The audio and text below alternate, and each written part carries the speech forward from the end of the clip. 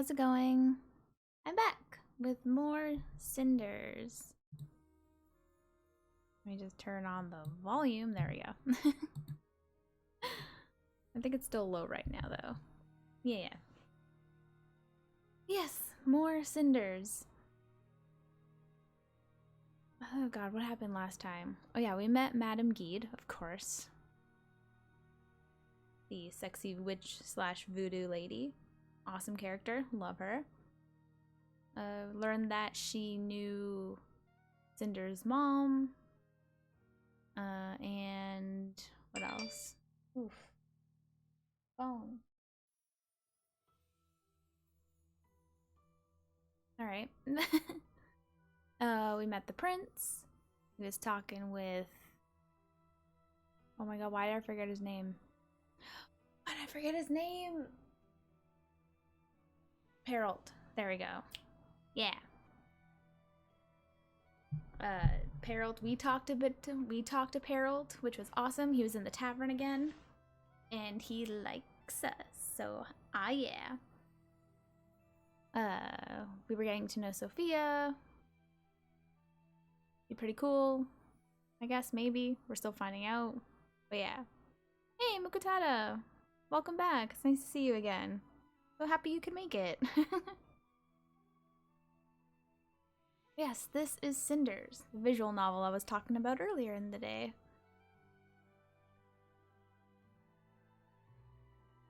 But yeah.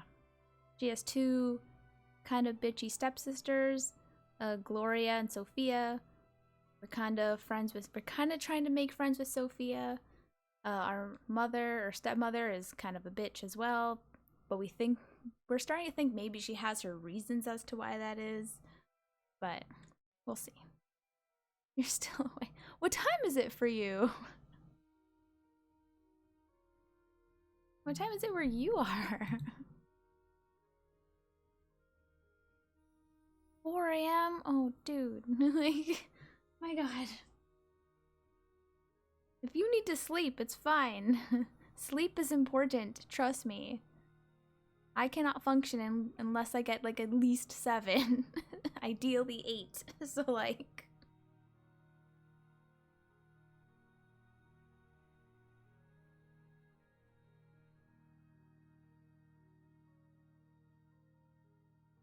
Alrighty. I mean, you know yourself better than I do, obviously, so... Thank you for being here nonetheless. But alright, let's get into Cinders. Load game. Oh yes, we saved here. Okay, let's continue. Oh god, that's right. I kind of didn't really purposely have voices for the characters, but I sort of did stuff with my voice. Let's see if I remember. It was like a week ago after all. Alright. Cinders, are you awake? ... I'm awake. I'll be right there. I'll get to work in a minute. No, it's not about that. I just need to talk to you. Alright, Gloria. What's up? What's so important that you have to speak with me at this hour? At this hour? You mean noon? I wanted to speak with you about the way you've been behaving these past few days. Now there goes my nice morning, or afternoon. Listen, I realize we were never really on the best of terms, but what has been going on recently is something new indeed. If you really think that I will turn a blind eye on all your childish, egotistic exploits, then you need to think again. What are you talking about, Gloria? I didn't do nothing. Oh, of course you didn't. You're far too smart for that. But do you think I haven't noticed all the little jabs at me? You take every opportunity to undermine my efforts. Really, I don't know what's happening to you, Cinders. Do you think I'm stupid or that I don't have any feelings? I'm trying to understand you. I really am. But it seems like you are reveling in this chaos. Oh, you are creating. As if you wanted things to fall apart. Despite the efforts of all those who want to keep things together. This is where we differ, Gloria. True, our relationship was never civil, but I think I'm beginning to understand why. We may be a family, but we are not alike. All I'm trying to do is survive in this madhouse as unscathed as possible. What seems like chaos to you is freedom for me. Besides, let's face it, things are already broken. Only Carmosa and you are still pretending that you can glue them back together, like some ugly heirloom everybody hates. Typical answer of an angry child. Do you even realize that you have managed to describe the house, all of us, as if it was all about you? It is such a shame that Mother taught me so well about the importance of family. It must have made me naive. Because I still have hope that you will mature one day. Excuse me? Mature? Bitch, please. Yes, become an adult, a person who is able to grasp a larger picture, go beyond one's own interests. Also, someone who can sacrifice personal happiness for the greater good of the house, if it is necessary. I don't deny that it can be difficult at times, but we are not children anymore. We must realize how we all depend on Carmosa and support her in any way we can. I see. Well, it certainly doesn't play well with my idea of maturity, especially that part about supporting Carmosa. Of course you would say that. Just like you, Mother can be a difficult person to get along with, I admit. But her intentions are good. Think about the way she is putting all her strength into giving us a good life. And if you still doubt her, try imagining our lives without her. Don't mind if I do. How long do you think this house would last with her gone? You must understand, she won't be here to care for us forever. And I can't do it alone, Cinders. I need your support. Oh shit. Alright, decision. Okay. We do know that even though, so Carmosa's the stepmom, right, which is the mother of Gloria and Gloria's sister Sophia.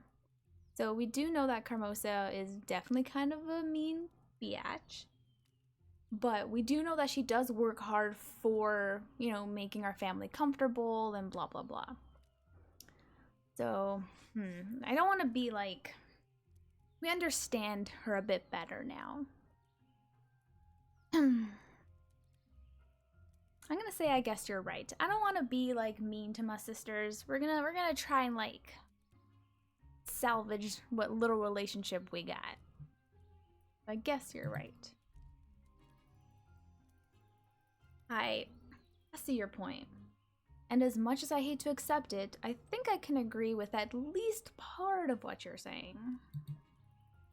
Of course, Carmosa means well. It's her house and we're her daughters after all. At least you are. It's her actions, not her intentions, that I have trouble understanding. But maybe not anymore. Perhaps we're more alike than I've imagined. We're survivors, doing what's necessary to cope with the situation we've been presented with. Such insights give you credit, Cinders. They tend to come with age. If that's true, then Carmosa must be really old and her sight is completely different than mine. That would explain some things, which... maybe she is a victim of harsh circumstances. Maybe she did have to struggle all the time. And yes, maybe I can't really imagine what she went through. But think about the woman she became. A black widow, so spiteful that she hurts her own children. But Cinders! Please, let me finish, Gloria. With all the pain she suffered, there was a lesson there that she missed. Sometimes being nice to people around you can make all the difference in the world. She has no right whatsoever to turn our lives into hell, Gloria, and you know it. She is how she is, Cinders. She is doing her best to manage everything, and it is a great burden. She can be terrible, but only because life can be terrible to her. You surely don't intend to change her now. Oh yeah, no doubt about that. I'm not talking about changing her arachnid nature. I'm talking about changing ours. We could certainly use some improvement in our natures, you know. This picture you are painting in front of my eyes seems pleasant, but also not very realistic. It requires one thing which we do not have, mutual agreement. And we will not have that as long as we are not of one mind. That is, as long as Sophia keeps up her silly act.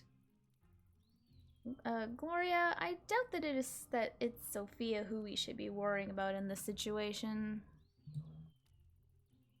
I'm having trouble picturing her opposed to anything that would bring us more freedom from Carmosa. No, Gloria, it's you. You are the unknown in this equation. We can't be sure about your loyalties. Now this is something I didn't expect. You behaving just like Sophia. It would seem that you two have much more in common than meets the eye. You both prefer to spend your time criticizing me rather than trying to contribute. You could be helping me, helping us somehow.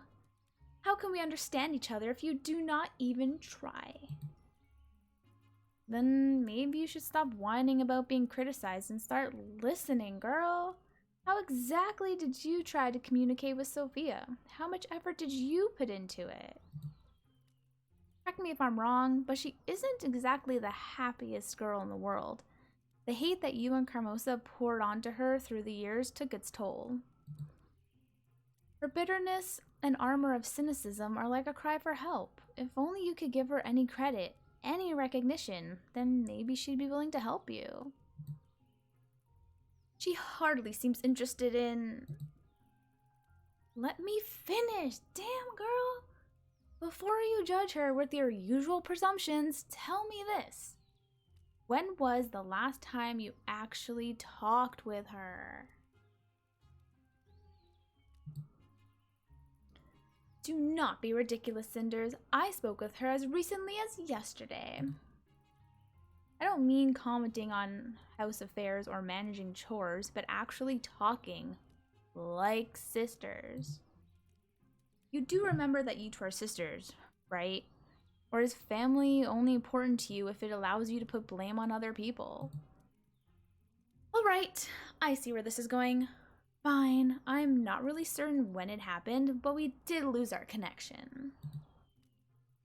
She seems so alien now. I catch myself thinking about her like a stranger. Her face is like a mask shielding her thoughts from me. I agree that it is unfortunate, and it isn't only Sophia's fault that we grew apart. Maybe we could work on changing that. You may be thinking that I'm telling you this to criticize you, but I'm not. All I want is to hear you say things like this, so that we can stop hurting each other all the freaking time. It is the only responsible thing to do. And you're always the most reasonable one, so it's good that you're willing to give it a try. And so you recognize it as well. I am the most responsible. And I am the only one here that actually does anything to keep up the house. That might be just a bit of an overstatement, Gloria. Each one of us puts some work into how this place works, for better or worse. We just have different perspectives, and so we give a different kind of input, but... Surely you realize how naive that sounds?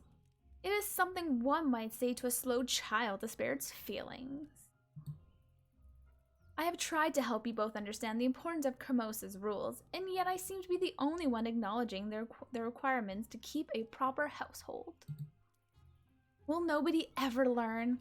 How long am I supposed to guide you and work alone against the laziness and stupidity of others? Hasn't it ever occurred to you that you might not have all the freaking answers? Because that's the root of the problem right there. You tried to be our teacher or a disciplinarian.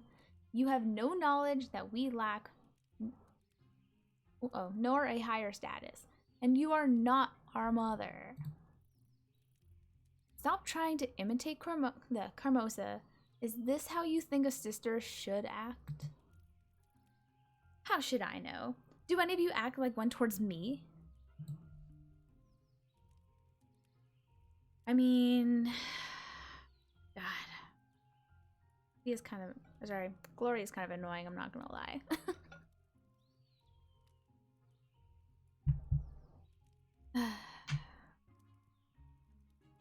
Okay, you know what? I want to be nice. I want to make peace with both of the sisters. Keep a happy home, you know what I'm saying? Maybe we can like bond and have a united front against Kermosa. Maybe stand up to her a little bit, have her recognize us, something. So we bonded a bit with Sophia, so let's try with Gloria. We're gonna apologize. You're right. I'm sorry. I guess both sides are always responsible for a relationship, and neither me nor Sophia has made it easier for you. Yet again, the voice of reason speaks on my behalf, and all it took was a little honesty with yourself to admit that I am right. Can you see the argument for my previous behavior now? Stop! Damn, can you actually hear yourself? Girl! I reached out to you and apologized, and what do? You yourself have admitted that I was right and my behavior was correct. I said that both sides are always responsible, and so I apologize for my faults towards you, but you're responsible too. How dare you? And we could do what we always do, throw the blame around. I'm sure there's plenty for everyone. We could even share some with the neighbors. But how about acting normal for a change? We've had it hard in the past and took it out on each other. Let's start over. And how do you imagine we do that? We could try to act like sisters for starters, or at least like a group of semi-friendly normal girls. Exchange information in basic conversation without bringing out the big guns, you know, talk. I think I'd like that. Finally, some progress. I promise to treat you better from now on. To act more sister-like. Thank you. Fine. I shall try to put some effort into it and treat you well, too. Thanks. I'm happy we're finally agreed. And in light of taking care of one another, you are still speaking a bit like Kermosa. Please, take more care of yourself and your own needs. Stop trying to become her. Not that again. Gloria, would you please stop for a second to think and answer one simple question truthfully? And what question might that be? What do you like to do? And no, I don't mean something that you feel obliged to do. Not a chore, necessity, or an assignment. What do you like to do? What makes you happy? What do you do just for yourself and nobody else? But what are your goals? What will you do when Kermosa's not here anymore? Where do you want to go? Who do you want to be? I don't know. I just want to make everything better. This house should work as intended, and it should be so because of me. I want to make everyone happy and keep it all together.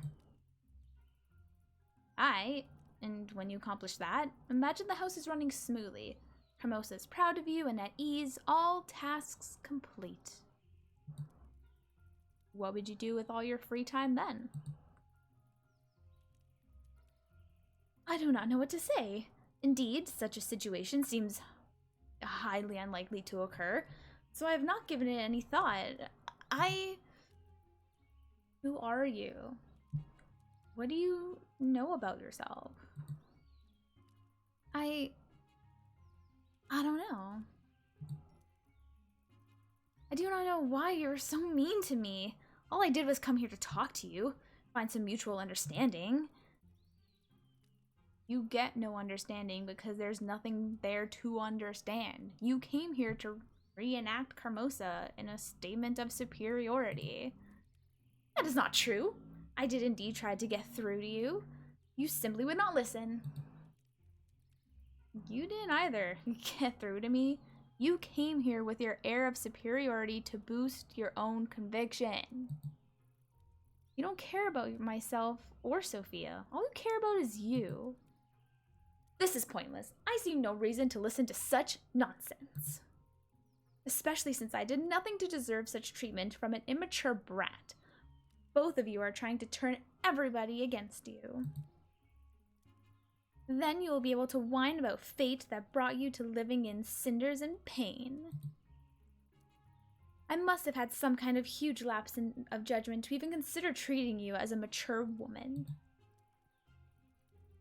Oh, look who's talking, bitch. Do you even understand the word mature, or is it just something you repeat after Carmosa? Fine, Cinders. Get out. Enjoy your freedom while it lasts. You have one more day till Carmosa returns. I will not stoop to debating this with you any further. Go and do as you please. We'll see where your freedom gets you. We both know you're powerless to stop me from leaving the house, or from doing anything for that matter, so you can stop pretending. Or did you grow accustomed to pretending too much? Pretending to have control, to be self-confident, to be Carmosa? I do not have to listen to this. Goodbye. Damn. But maybe, you know, she'll go off and think about what we said and the situation will improve. Maybe we'll get lucky. Maybe Gloria's not a complete lost cause. Hopefully.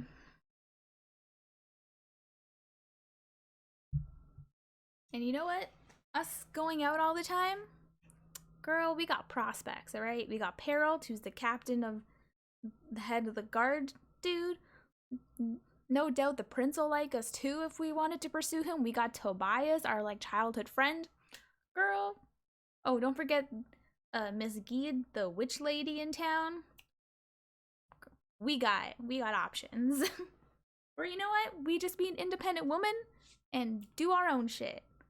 Sophia, Gloria, unlike you, girl, we know how to handle our shit. Because at least we know how to cook and clean and take care of ourselves. Unlike you. Anyways. Hello there, Hall. Let's see what new surprises you have in store for me today. Because I have to warn you, after the conversation I just had, hard to impress. Hello there, early bird. Only old surprises, apparently. You really should try harder next time, Hall. Having a conversation with the room, how bizarrely refreshing. It's good to see you too, Sophia. Now, I never thought I'd say something like this, but here it goes. Carmosa is right. Too much reading does make it crazy. But evidently, it also makes you interesting. At least interesting enough to make my eternally uptight sister sneak into your room when she thought I wasn't looking. I seriously doubt she's that naive. Doesn't matter. The real question is, what she want from you? Did she come to ask for help? So many hours without the chance to struggle for Carmosa's approval must have left the poor girl quite disturbed. Oh, you know our Gloria. A true stronghold of independence. A font of wisdom. I take it she came to spread her usual Carmosian propaganda among the little ones. Only to meet with steadfast resistance of the people. We will not be silenced, shouted the crowds. Oh my, must have been quite the display. Did the guard intervene? If you're asking if there was any violence, then yes, plenty. The streets and squares practically turned red. Oh, how lovely. Was she hurt? Did you slap her? No. I think that would be going a bit too far, don't you think? My dear simple sister, who can really say? Such things tend to be relative, you know? A one man's hero is a criminal to someone else. It's simply too complex for a girl like me to decide. So when it comes to Gloria, I don't analyze and stick to the golden rule. Violence is always the answer. I see. I think you've just given me a bit too much info there, Sophia. Oh, you're such a child sometimes. In case you didn't notice, we're living in the middle of a dangerous and unforgiving forest. This place is packed with wild, bloodthirsty predators. And whether we choose to see them or not, they exist. What a lovely thought. I'll think about it on my trip through the woods today. Oh, you're going out again? I have to eat something first, but yeah, I'm going out. Why? I was just wondering if you, well... What's up? Sophia, you blushing, girl? Don't be ridiculous. Of course I'm not blushing. I was just thinking that maybe you could use some company? You want to leave the house? Yeah? Is that a crime? Dear Sophia, no. Not in my book. Of course I'd love to go with you. But a lot is happening now. I wanted to have some time to think alone. I'm really sorry. Maybe some other time? No! Let her come with us. Aww. Man. We could have, like, showed her the lake and introduced her to the fairies and to the witch lady and... Aww. When Carmosa's back? Right. I'll get back to my room and stay there then. Forever. Don't be like that. I'm really sorry. You just caught me by surprise. But I really would want to go out with you whenever we get the next chance. Yes, I understand. Go then and have fun doing your secret stuff. Thanks, I will. I'll see you in the evening. Sorry. Aw, I wanted to hang out with Sophie. She could have came with us. We could have introduced her to Perrault. To Madame Guide and... Man. Fine. Maybe to like... damn it. Damn it, game. I wanted her to come. Another day of freedom I can spend on the town. There's always something going on here. Even now, I see some commotion in the street. I wonder what it is all about. Oh, there she is! Yes, we want her. I really doubt there's like an ending with her, but I want it. Townswoman, the moment I saw my cow die, I knew it. It was those evil bees of yours that did it. What are you talking about, woman? My poor Molly has died, and she was in so much pain for days. She mooed like she has never mooed before. It was almost like moaning or crying. It was your fault. I've seen the bad omens. My poor Molly moaning, and the odor of her wretched body made. It must have been your cursed witch. Cows smell on their own. And your Molly didn't need my help in that department. You might not have noticed because you only bathe occasionally. Oh damn. She harsh. My poor Molly is dead, lifeless as a clump of mud on the street. And the heartless witch that you are dared to jest about it? I knew it was your doing, you wretched! I'm laughing because there's little else to do. How else should I react to your stupidity? You want someone to blame? I told you to come to me so I could take a look at your bloody cow and heal it. But did you listen? No. The animal's pain was not enough. I stumbled on that one. The animal's pain was not enough reason to spare a few coins. But I did bring her to you. When it was terminal. Before that you said, is it for fate to decide what happens? And who would have guessed? It doesn't work out well. You said the cow would die, and she did. I said it'd die if you... Wait. I said it'd die if you won't take care of it. The damn cow was seriously ill. You could see that for yourself. You only came to me when it couldn't move anymore. Only then you realized trusting fate won't do. Well, too late. Now you're searching for someone else to take the blame for your stupidity. Oh, but she didn't die until you looked at her, you witch. This whole town knows you are bad news. You are not welcome here. Shut up, or else I'll turn you into a frog or a cow to compensate for your loss. We have them on the same screen. We have them on the same screen. Now, I really doubt there's an ending where I can have both of them, but I want them. I want them so much. I have to make sure I screenshot this for my thumbnail on YouTube. This is the one I want. Alright. What's going on here?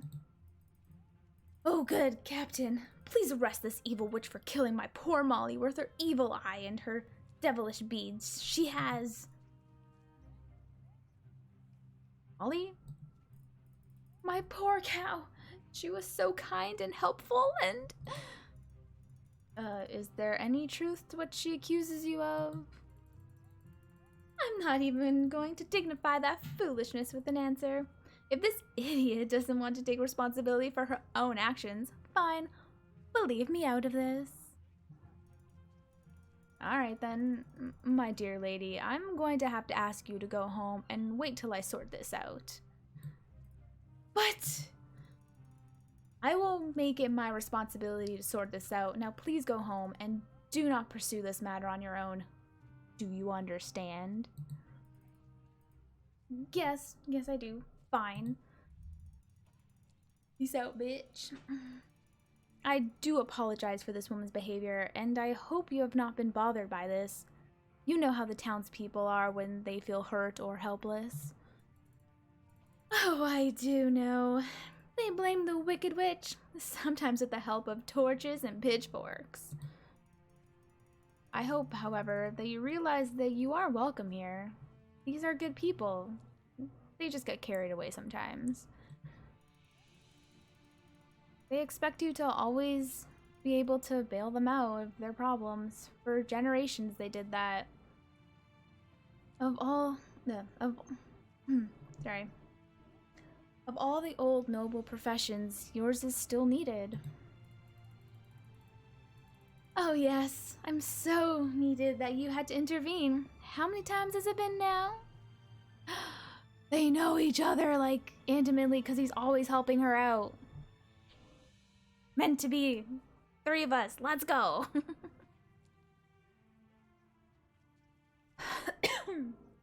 Alright. Them blaming me for their own stupidity. This town sure has a strange way of showing appreciation. It might be the time to move on now. No, don't leave. No. You're so cool. Now surely you don't mean that. Just yesterday, this young woman told everyone in the inn how much you have helped her, and... Sure, a grateful lady nobody listens to one day. insult, blame, and pitchforks the next. That seems like a good cue to leave. You have good reasons to be angry. Oh, just give me some time, please. I need to think. Someone in this town should anyway. Fine, I consider the matter settled, and you will do as you see fit, like you always do. Until next time, madam. Yes, this is the screenshot I want. This one, all three of us. This is the ending I want. It's not gonna happen, but I want it. Good day, Cinders. I did not notice you standing there. Hey, Captain. May I inquire what's going on?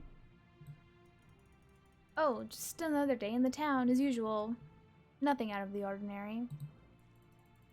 Sure, let's attack the witch, as usual. Exactly my point. That's not what I meant. I meant there is no danger, so you do not need to worry. Cinders, everything will be fine.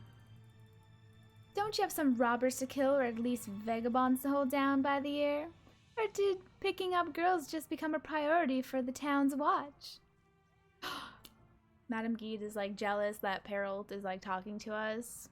Oh my god. Love triangle. Let's go! But we don't need the triangle. Let's just all come together. I have been in many battles, and I've stood my ground, but when a lady as decisive as Madame Guide gets her temper up, there is no shame in retreat. So please excuse me, Cinders. I shall bid you ladies farewell. I will stay in the inn for a while if you feel like talking. Oh, no need to apologize. Hi, Captain. Oh, we are definitely going to go see him later if we can, if we have the option to. Hell yeah, we are. So, what happened here exactly? People are strange here, illogical and stupid. They just sit and demand, do nothing and hope. Morons. Time has come for me to change the scenery. What'd they do? Oh, nothing spectacular, just more of the usual. People come to me for medicine, for advice, for a solution to every stupid problem they have created.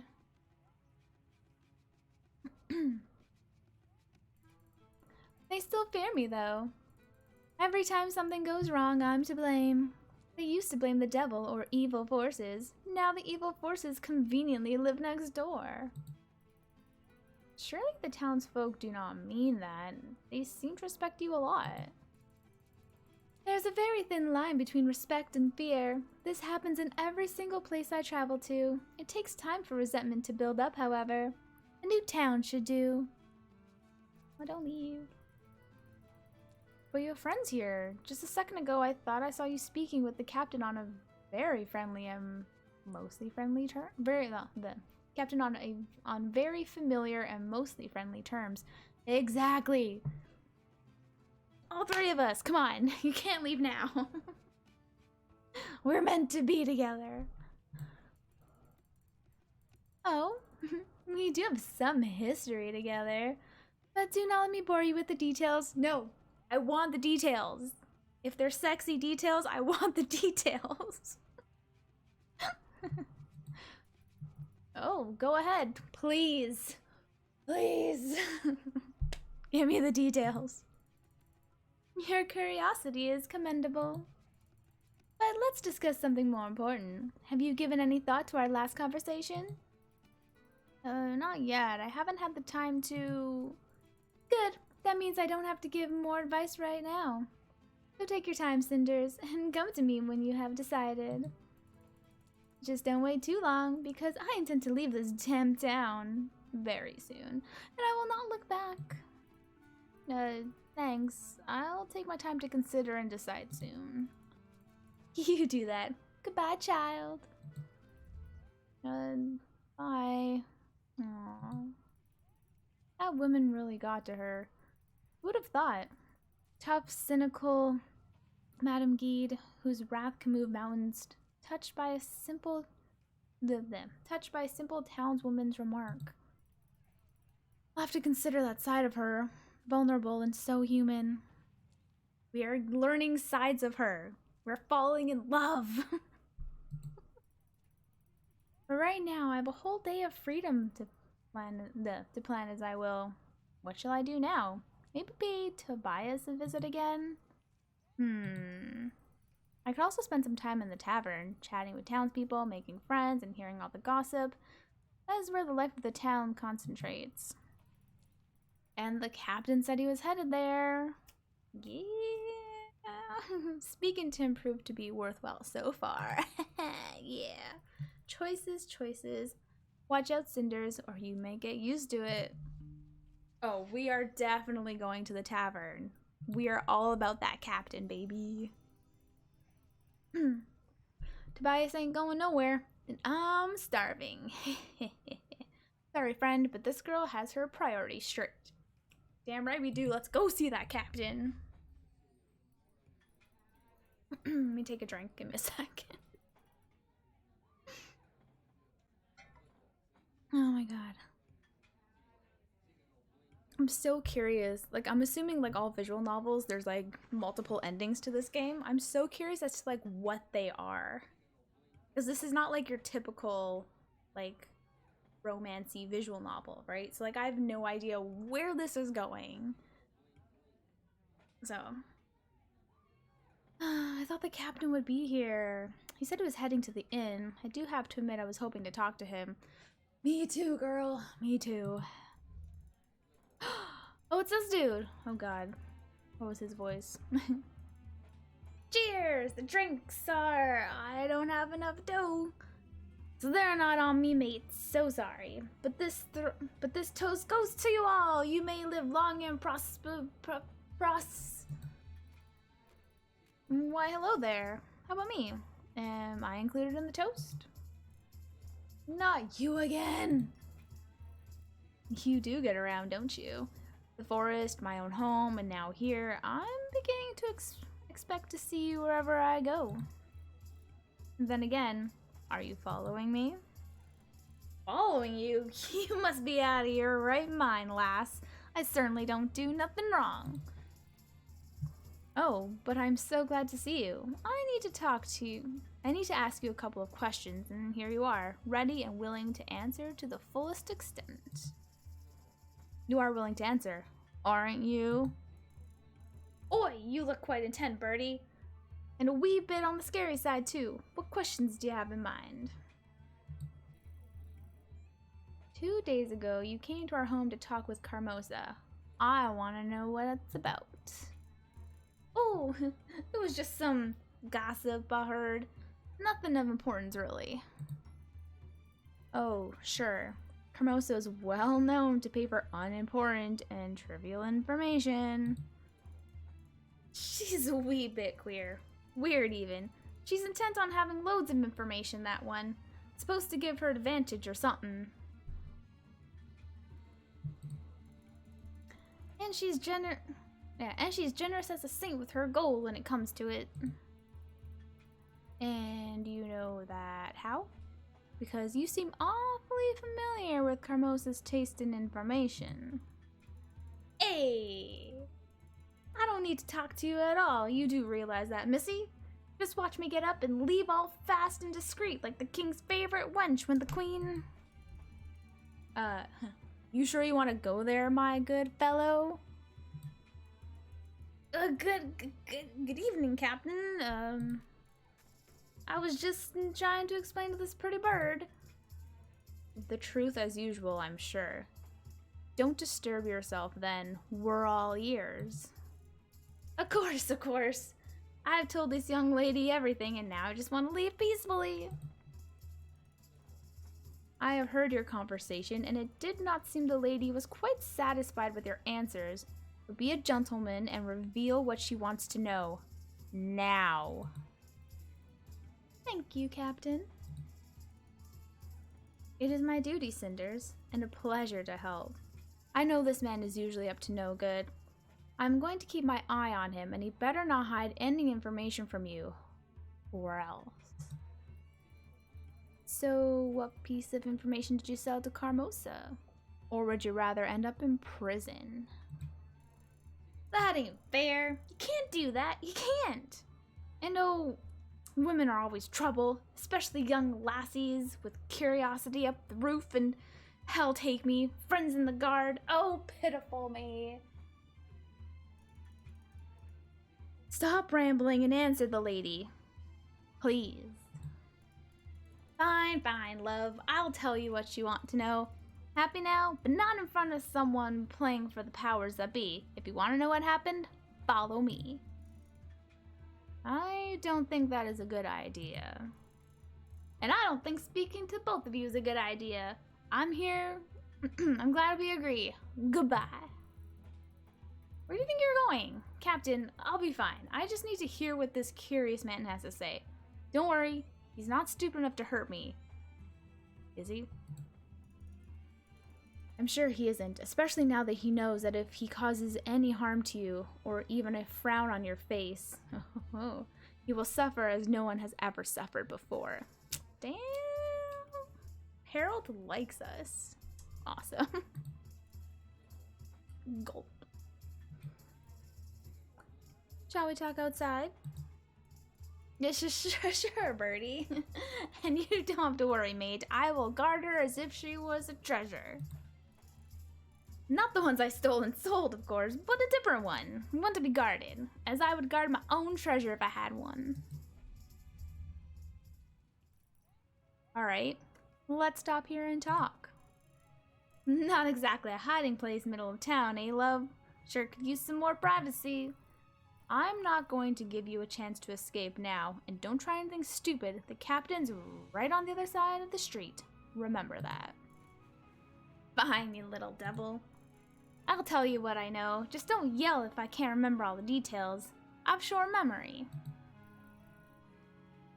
You've heard my question already. What was the message you brought to Carmosa? A dashing young gentleman like yourself should have no trouble recalling the last few days. Blazing hell, lassie, you and your adder's tongue. I remember.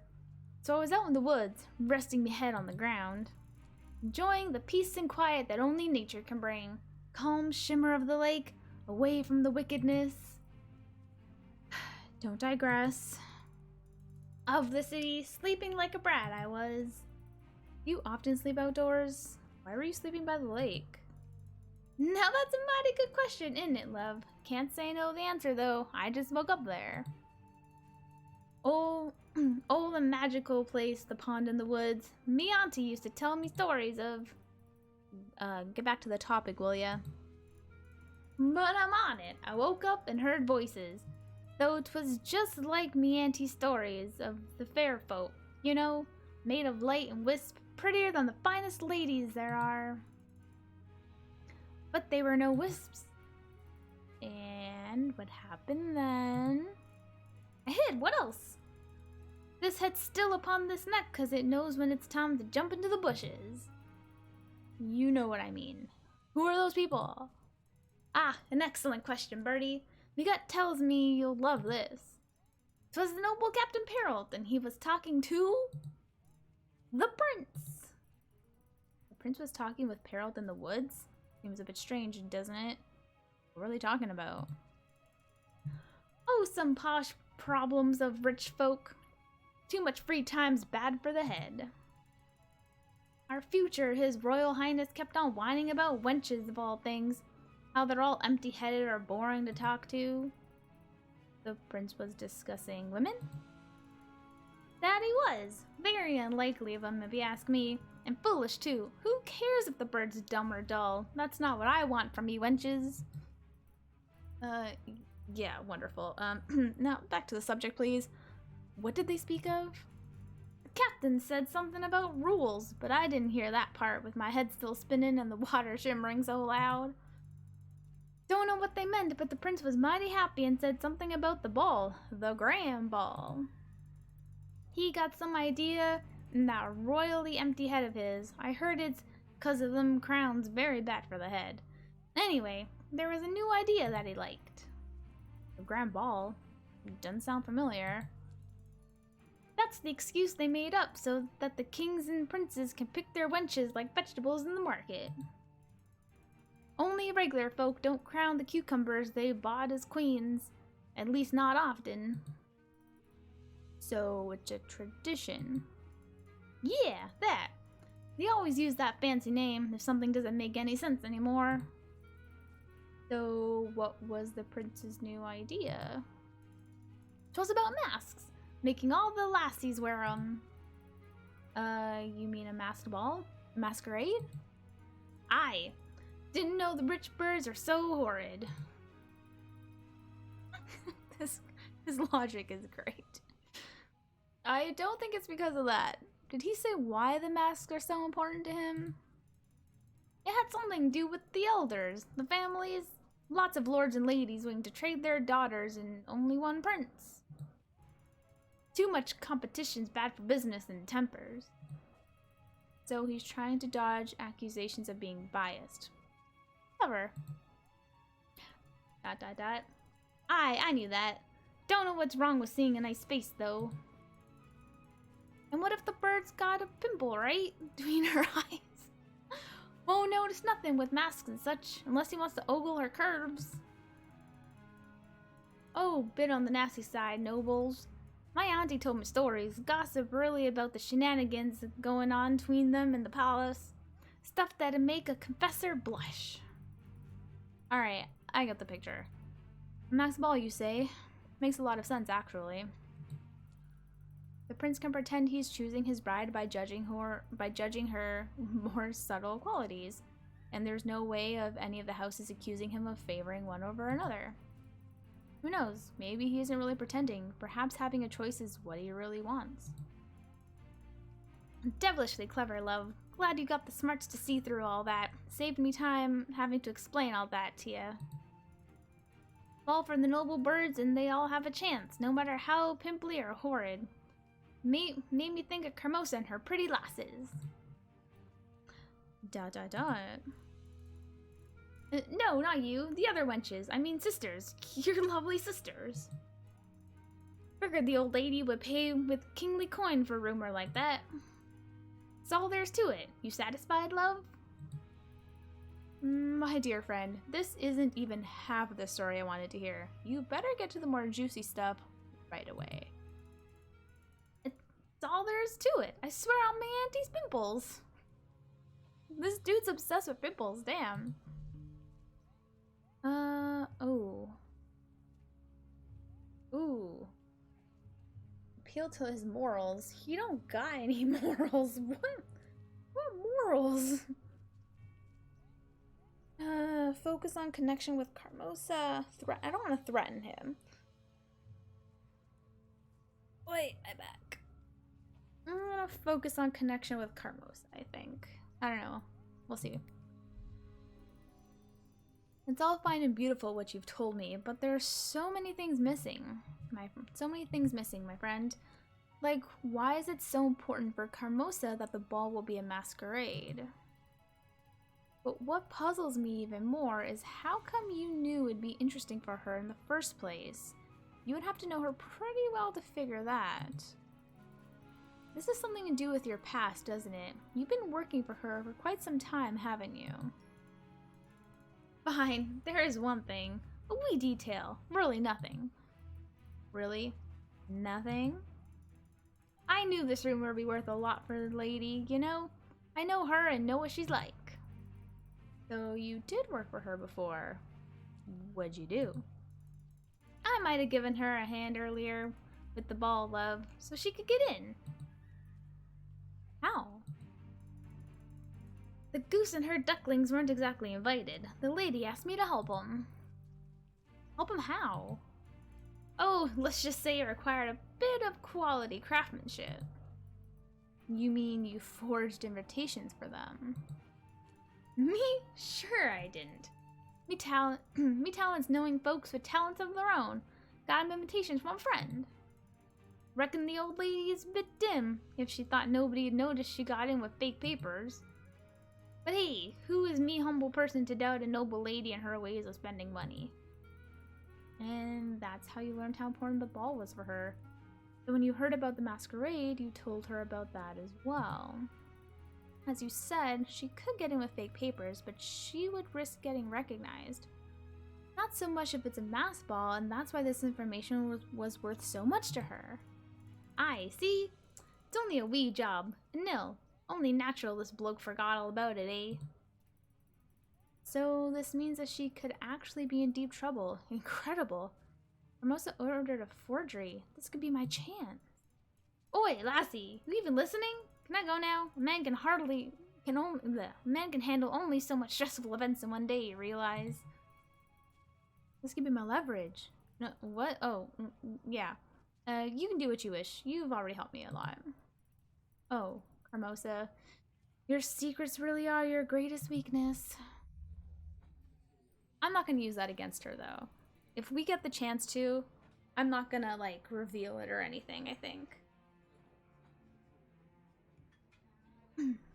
So, all in all, he's really good at evading uncomfortable questions. I gotta give him that.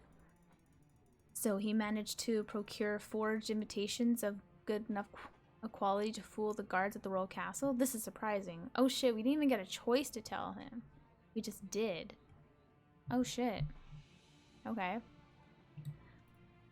Is it? I've assumed he simply knows the right people like he said. Oh, of that I'm sure, especially now. But he never gave me a reason to think about him as anything more than just a vagabond, a crook, and an altogether shady character. Perhaps there is more to him than just that ridiculous hat. I'll tell my men to look into that. Shouldn't you be looking into Carmosa's case instead? She's involved in forgery after all, and her motives remain unclear.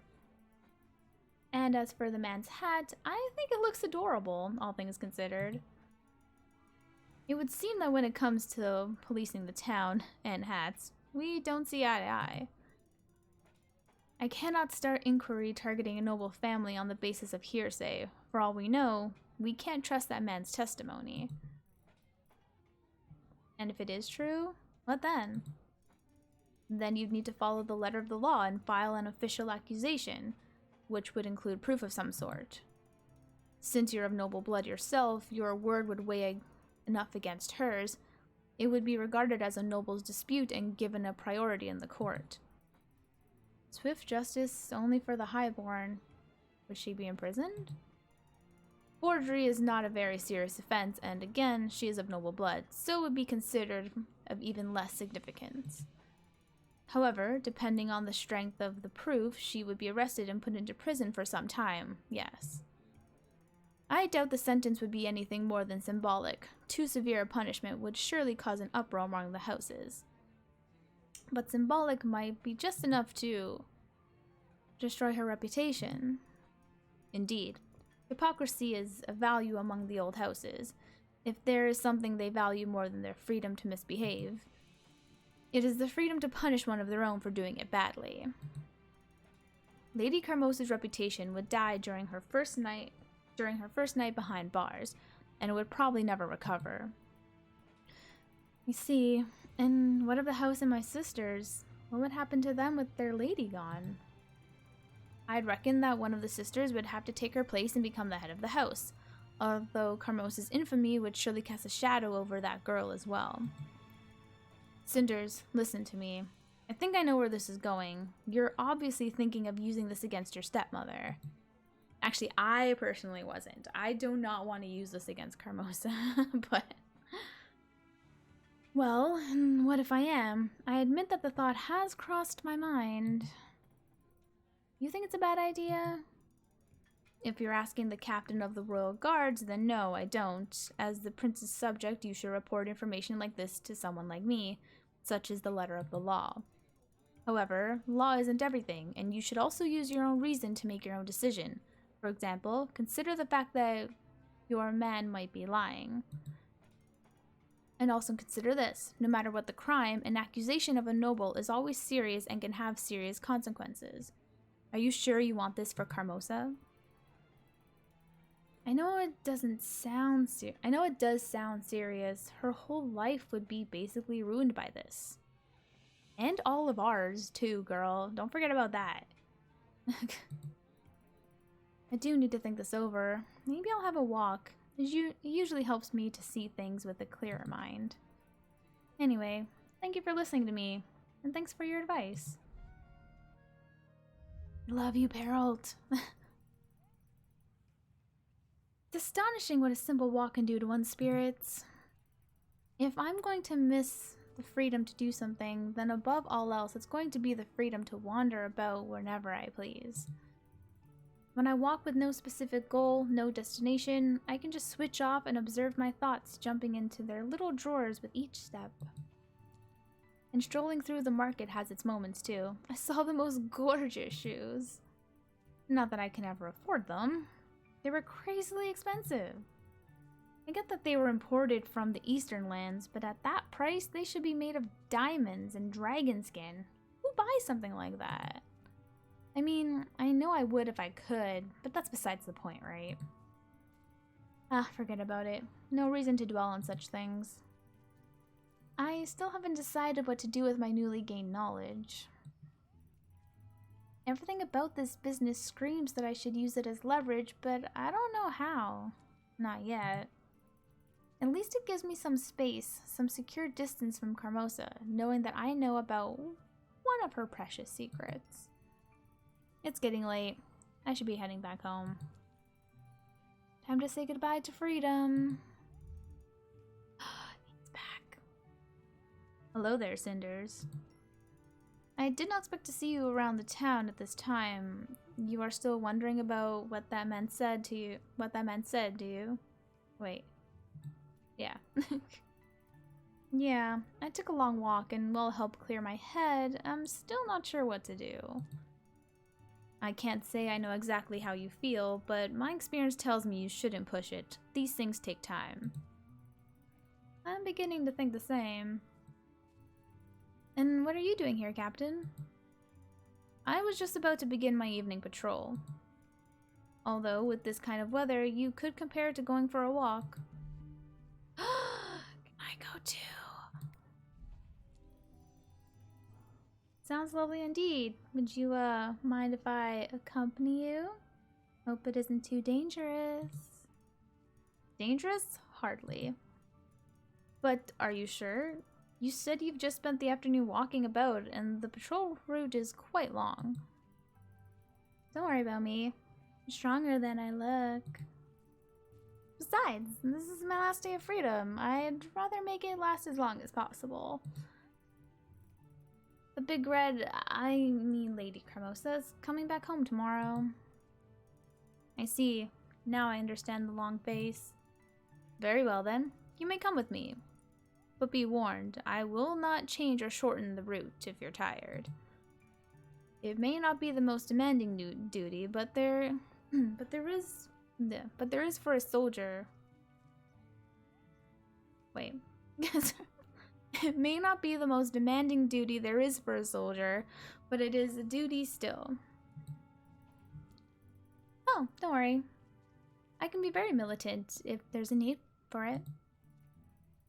Some of my witty riposts? Yeah, and well-aimed grimaces could be classified as weaponry. I had no idea you're such a menace. I can only hope I won't end up arresting you for possession of lethal irony. Ah, witty banter. It's love. And I'm ashamed to say I have failed miserably at this attempt at being a guard. What do you mean? Is something wrong? My feet are killing me, and I thought I had a chance at this line of work. You have walked almost the whole route already, and it seemed a fine patrolling job to me. The town is safe, calm, and nothing happened on your watch. Isn't that what matters?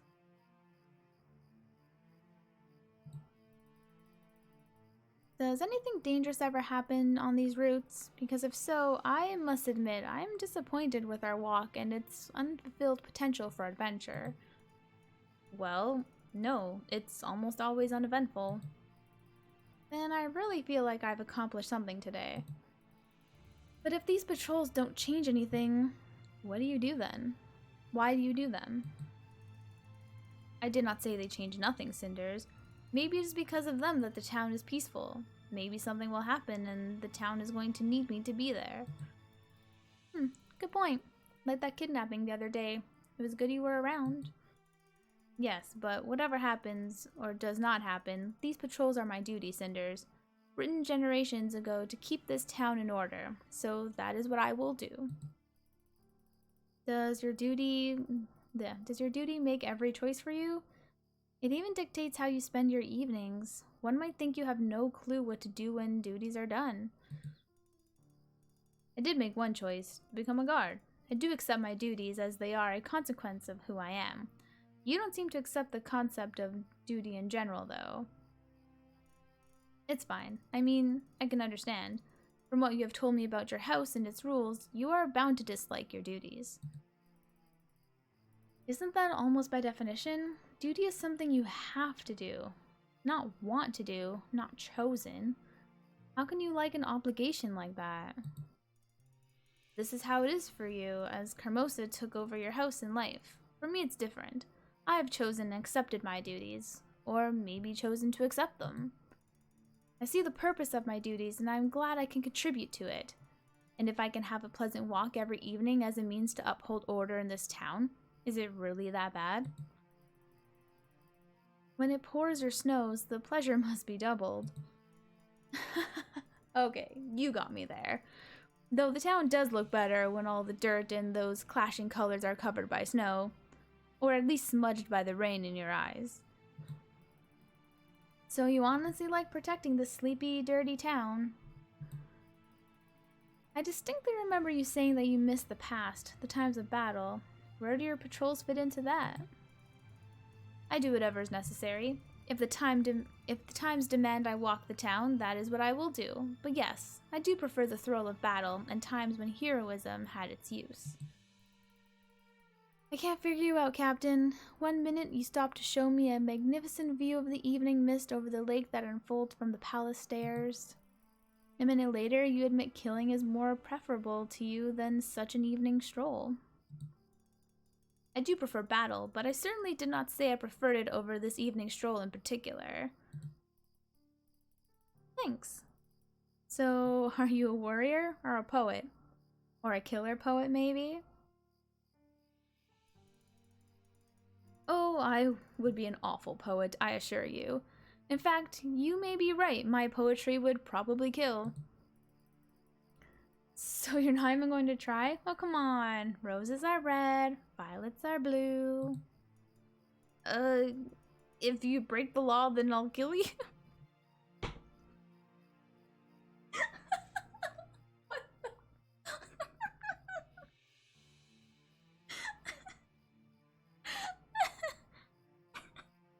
That is the best poem ever. I love it. What the... Oh my god. 10 out of 10. Hell yeah. I love it. It's so good. Oh my god. Right? Hey, Thane. Right? Isn't that the best? Holy crap. See? He is the best option. Look at that. Oh god. That's too funny. Okay. As you can see, not a poet. But then again, why do you think killing and poetry exclude each other? That's Child's way of thinking. I've seen cruel crooks that wrote delicate poetry, and not all warriors are mindless brutes. You're right. I'm sorry. That's okay. Please understand, I do not enjoy killing. What makes me feel good is the sense of proficiency at something, of being useful. I can see the value of freedom, but the notion of having a purpose is what works for me and makes me happy. It's nice to see someone content with where they are and what they do. Maybe the fact that I enjoy breaking the rules is caused by the fact that I myself am not... But I broke a rule by inviting you to go on a patrol with me, and I did enjoy it very much. I'm glad. And if I offended you by questioning your way of life, I'm sorry. I didn't mean to be rude or nosy. By no means. There aren't many people I can talk about such things.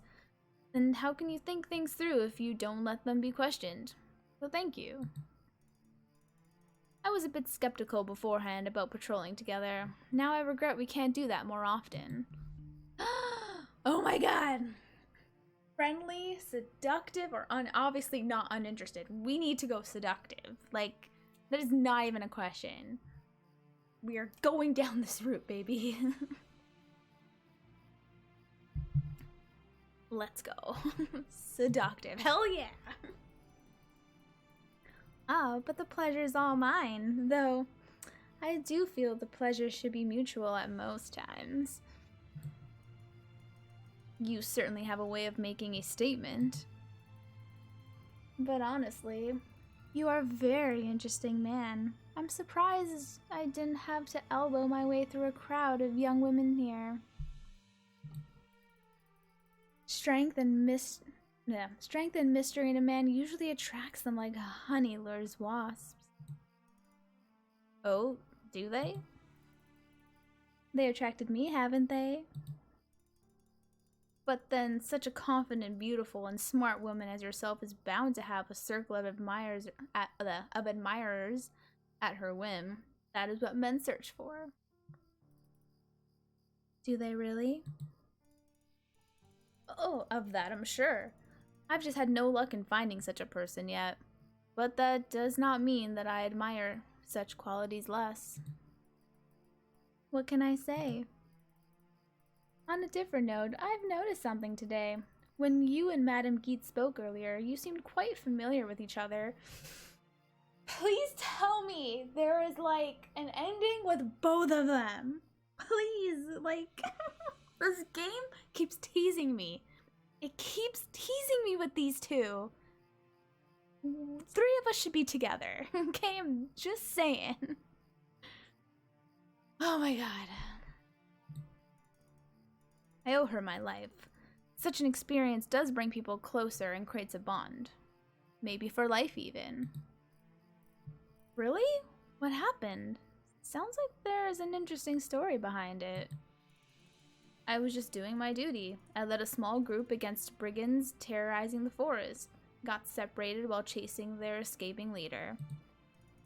I got him eventually, but he managed to wound me. I lost consciousness there, in the middle of nowhere.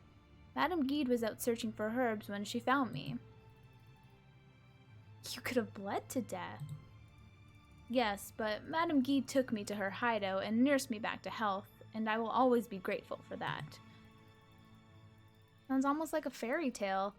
All that is missing is a romance and a they lived happily ever after ending.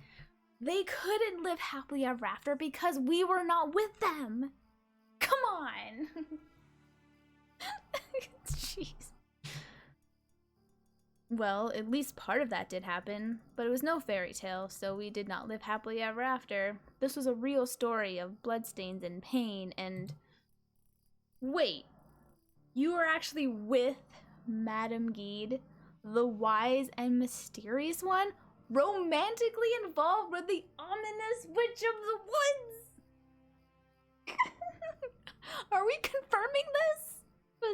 Yes, please, yes. If they were already involved at one point, then we could totally get in there too. We could bring them back together. This game is killing me. This game is bringing, like, the perv out in me way too much. Like, okay. I'm sorry if I spoiled the story and the characters for you, but I'm not a dark and brooding knight. Madame Geed is not an unearthly being. We were just human. I know, I'm sorry for stereotyping again. It's just so hard to imagine Madame Geed in love. No, it isn't, because she can love us. I don't think it was love. We were both lonely and fate brought us together. Companionship might be a better word for it. I'm sorry if that offends you. it was just like a mostly physical relationship, I'm okay with that too. Love can come later. They needed me to bring the love. At least, okay, look, at least we know that they're compatible. Good information to have. No, I guess I never thought about Madame Gita as someone that could be lonely, or with any other human weaknesses for that matter. She appears to be so strong. She is strong, and a good woman, so it would be a shame to see the prejudice win and drive her away from yet another town. But what you said surprises me, really. Seeing just one side of her seems unfair as well. Plus, the two of you seem so alike in so many ways. Which is why you like both of us, Perrault. Because you can never miss while comparing a woman to your former lover. Not if she's our lover too. I'm okay with this. I'm sorry. I told you I'm no poet. Don't mention it. I actually do admire Madame Gide quite a bit, and I guess now I can see her in a different light. Both of you. A bit less mysterious, a little more of reality. That is just the way it is. I'm sorry. You're right, and I'm the one who is sorry. I didn't mean to offend you. You didn't. Now, if you'll excuse me, I have to go to the palace. The reporting duties call. Thank you for accompanying me. You are one of the most interesting and beautiful girls I've ever met. Can we see each other again and talk? Hell yeah. Thanks. I enjoyed this walk immensely too. I'll try to arrange it so we can meet again, as difficult as it may prove. Oh, I believe you can accomplish anything if you want to. Thanks for the confidence. I look forward to meeting you again then. Anyhow, if you decide to do something about what that vagabond sent today, or even if you just want to discuss your options further, do come and find me. Thanks, Captain. I will. I really need to go. Goodbye, Cinders. Have a nice night. You too, Captain. Good night. Hell yeah. Alright. Knowing that Perrault and Mrs. Gide had already been a thing means it could happen again. We can bring these two together, put me in the mix, and the three of us can live happily ever after. Please let that be an ending in this. Oh my god. This game is killing me. Okay.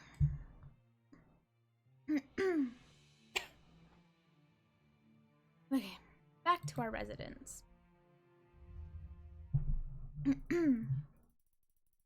Back to the same old. This feels almost like coming back to prison and out of my own will. After 2 such wonderful days of freedom, it's depressing to know I need to go back to my ordinary life. There, out in the real world, I can meet amazing people, have actual friends. Here, I'm trapped between Carmosa's plots and her poor daughter's bitterness. Sometimes I wonder, what if I were to vanish in the woods? Would anyone notice or care? Yo, Perrault would, and so would Madame Gide, okay? So, stop that. Maybe that's the answer. Getting lost in the wilderness, befriending an uncivilized but noble tribe of rather short miners, becoming their princess. Snow White, really, girl? Damn.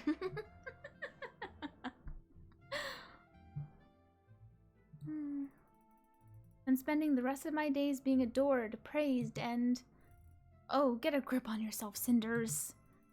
At least I learned some really interesting things today. Interesting and possibly dangerous for Carmosa.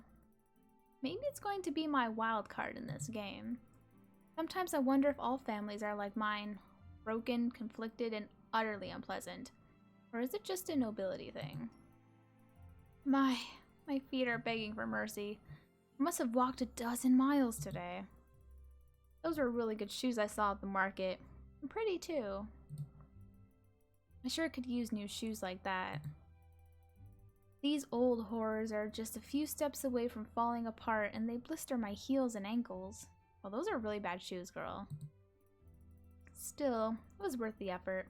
The good captain, bless his honorable heart, seems generally interested in my humble person. Yeah, he does. And he seems like an interesting gentleman, too. Looks really dashing in all those belts, I think. Oh, I think we a little kinky, you know what I'm saying? Besides, I always fancied scars and brooding disposition in a man. Hell yeah, let's go. Arrows, hell yeah. Meanwhile, at the palace... You have summoned me, my prince? That I did. You came back a bit late tonight. Was there any trouble on your route? Not at all, my prince. Something has caught my attention. You must be wondering why I wanted to see you at this hour. Surely you have guessed it must be something important. I will have to ask you to make an important decision, and I will not be expecting you to give me your answer right away. My lord? Let me explain, Perrault. As you know, we live in a time of transition, and my father's death changed many things. Being so close to our family, you are aware that the old king spent most of his days trying to compromise between extremes, a balance between order and freedom. With little success. Despite his best wishes, all his life he remained yeah, that word. That is why it has been my wish, my vision, to change the kingdom in such a way as to eliminate the need to compromise between freedom and order altogether. In other words, Perrault, I want reforms, but I am sure you know this. I do, my prince. I have known you long enough to be able to learn about the qualities of your character. I want to give the people a constitution, Perrault. I don't want them to be subjects. I want them to be citizens. I see. This will not make you more popular among the nobles. Oh wait, wrong place. This will not make you more popular among the nobles, sire. If that's even possible. You are not a king yet, my lord, and there's some unrest among the nobles. I wouldn't announce your plans just yet. They make you an easy target. Yes, they do. That's exactly why I need your protection. You already have it. You know I'd give my life serving the crown. I am your sword and shield, my lord. Yes, yes, my friend. I know that. But these are different kind of enemies I'm going to be facing during my reign. I will be giving people more freedom, but that means taking some away from that old precious order. The nobles won't stand for it. They will want my head. They wouldn't dare. Of course not. That would give me a reason to ask for their heads. They will not do anything openly.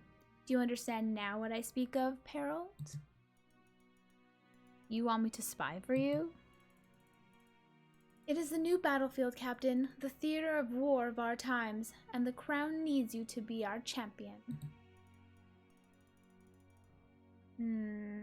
Yeah, I don't like this. Champion, but it isn't an honorable war. It's a war of lies. Right?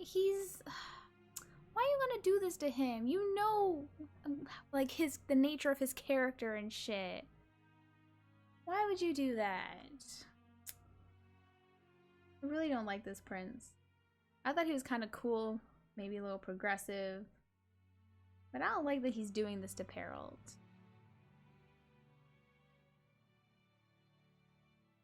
No?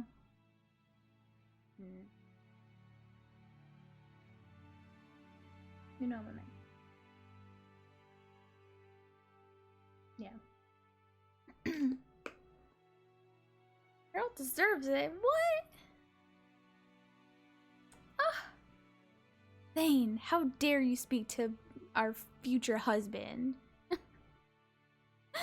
our future happily ever after.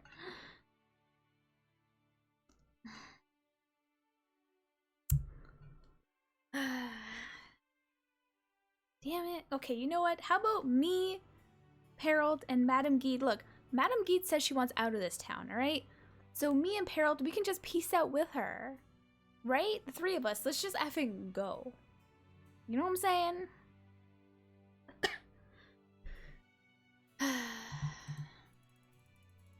It is a war of discretion and intelligence, qualities I know you possess in abundance, not to mention loyalty. Yeah, I know he wouldn't. That's why he's so great. Oh no.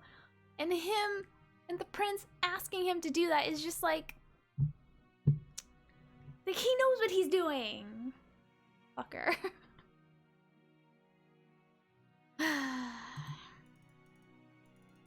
Forgive me, my lord. I don't want to come across as naive. I'm simply not accustomed to all the subtleties of ruling. I'm surprised. What would you require of me in this new service?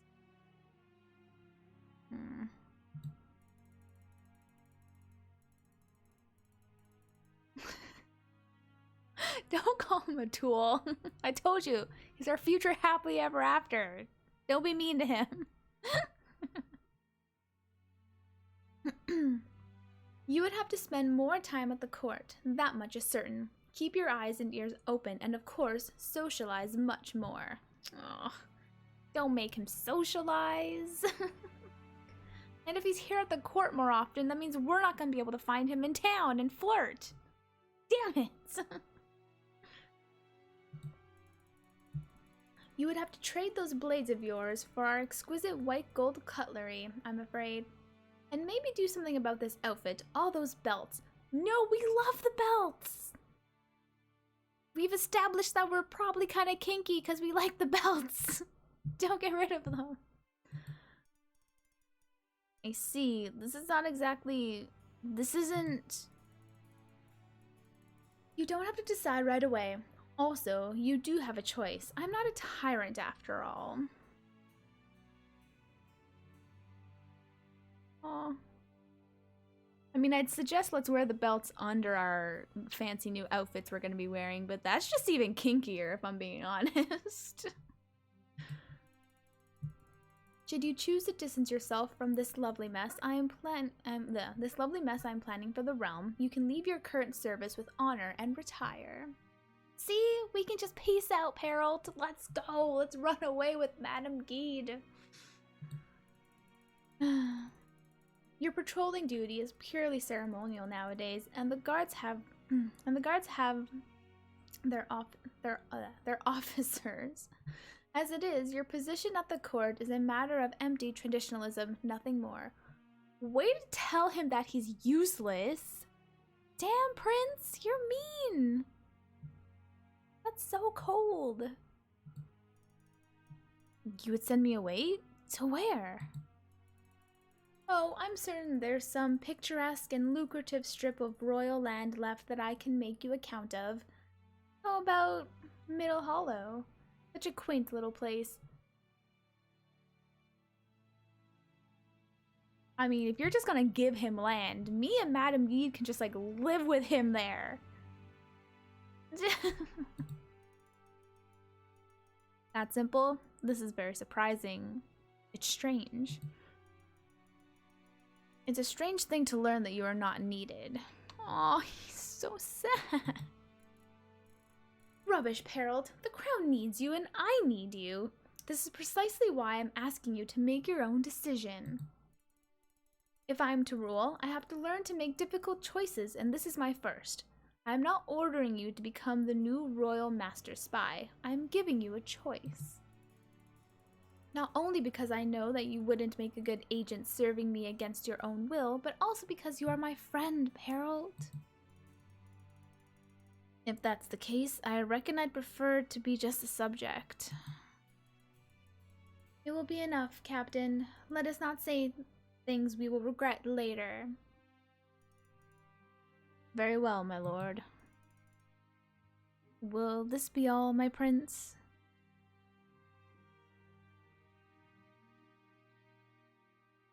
Okay.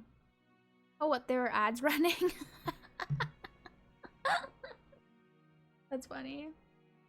Right? The ads, they're proof. I hope they were good ads, at least. One was appropriate.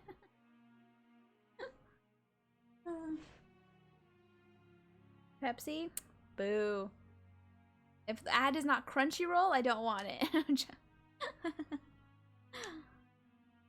Alright. Or a video game, obviously. Anime video games are Audible, you know, books. Yeah.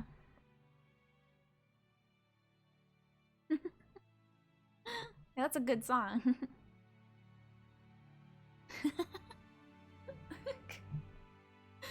That's what everyone thinks the lyrics are. It's too funny. Will this be all, my prince? Yes, Captain. Give my proposal some thought. I would have your answer within the next few days. Now go. Oh, Harold. Oh, hey, Sophia.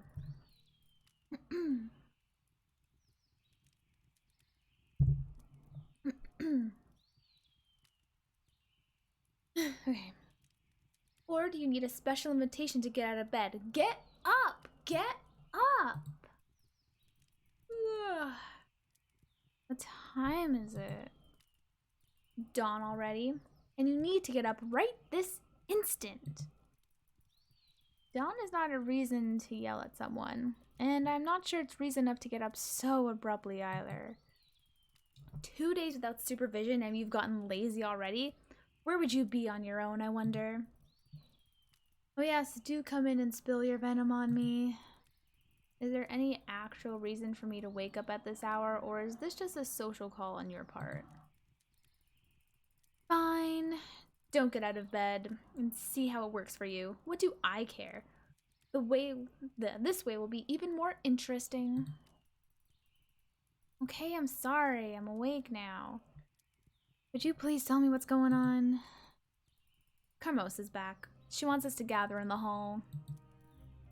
I'm wide awake and up now. You could have begun with that. Well, now you know.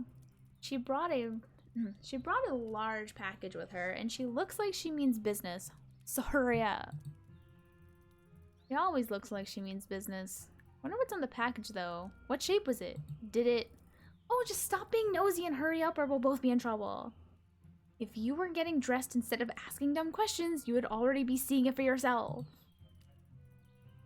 If you didn't stand there, yell at me, and stare, I would actually be in a position to get dressed. Fine, I'm leaving. Just hurry up.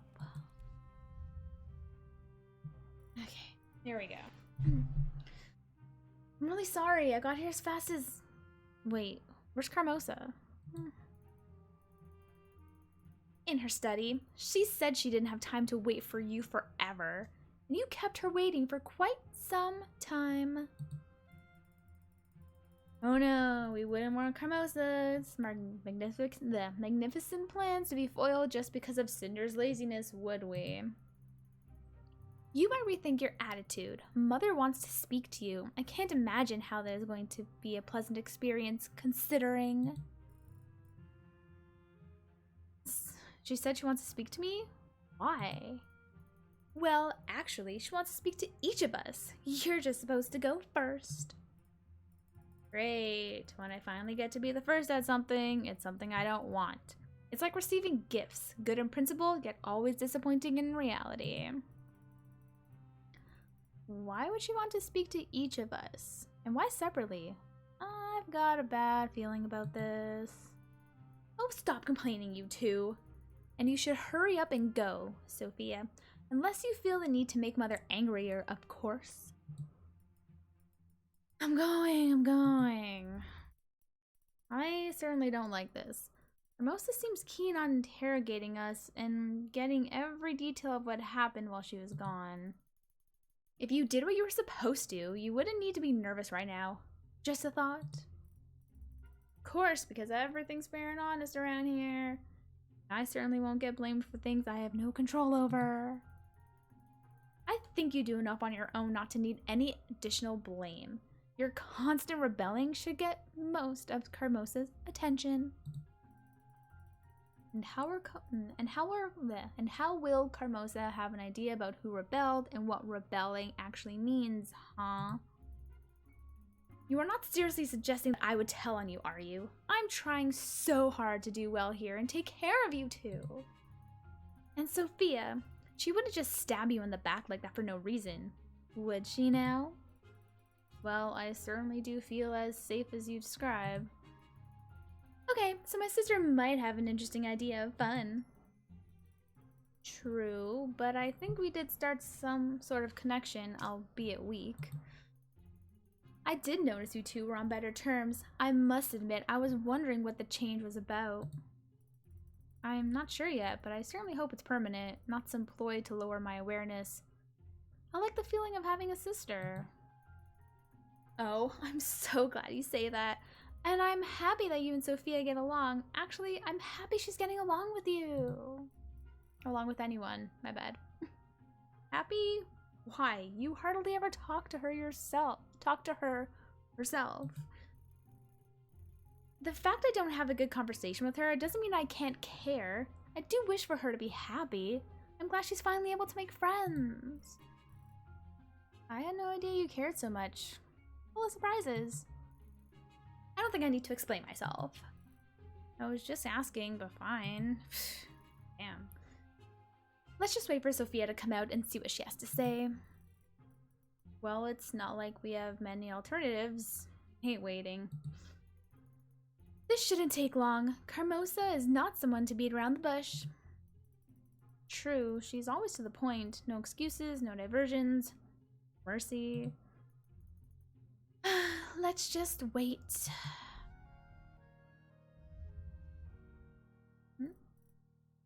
We're back. That was fast. Aren't you happy to see me? I'm fine. Sorry to disappoint you girls. So, what was the talk about? You'll find out soon enough. It's your turn. I wouldn't keep Mother waiting if I were you. Alright, I'm off. Wish me luck. You might need it, so good luck, sister. Good luck. So, what was it?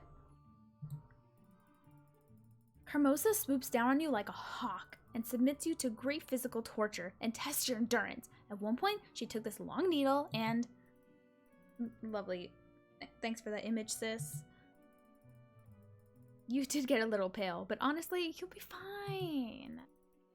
So it wasn't that bad? Oh, don't get me wrong, it was no pleasure either. And Carmosa hatched a plan that will make me lose a lot of sleep till it's all over. This can't be good. I'm almost afraid to ask. What is it? Oh no, you need to be properly surprised when you hear it from Carmosa. That will prove I did not utter a word. But you don't need to worry too much. Only Gloria and I get to fail Carmosa and her ridiculously high expectations this time. As far as I know, you will not be involved. I never thought I'd be happy to hear someone forget about me. Then let me add to your joy. I forgot about you and your little escapades when I recounted to Carmosa what happened during her absence, so you should be fine. I wonder what Gloria will tell. Aren't you worried? I'm not sure. She seemed alright when we talked. Maybe a bit unsettled?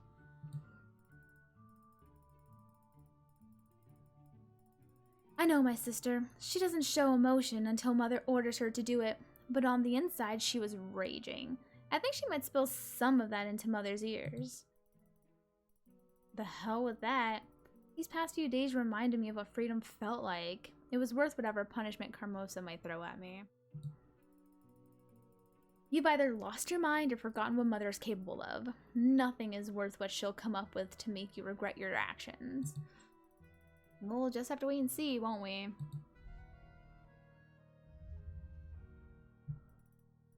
You're back. How was it? What do you mean? Well, was it, I don't know, unpleasant? Of course not. Why would it be? It was just a normal conversation. Normal for you, perhaps. Come on, Gloria. I can tell it wasn't that smooth. Stop being so nosy and start asking proper questions. Did Carmosa tell you about her plans? In fact, she did. Oh, of course she did. You earned that special little place on her lap. Sophia, please. Shush now, Cinders. So, what do you think of Mother's latest greatest plot? You would think she had learned not to expect the impossible of us, or anything big, really. And maybe it's time to live up to her expectations. You are a grown-up now, Sophia. It's time for you to work on managing your responsibilities. You're hopeless and stupid. Some of us are simply not built for greatness. If only you focus on doing something useful, half as often as you do on sharpening that vicious tongue. You must speak plainly. I'm not stupid to understand complex sentences. So, what are Carmosa's plans exactly?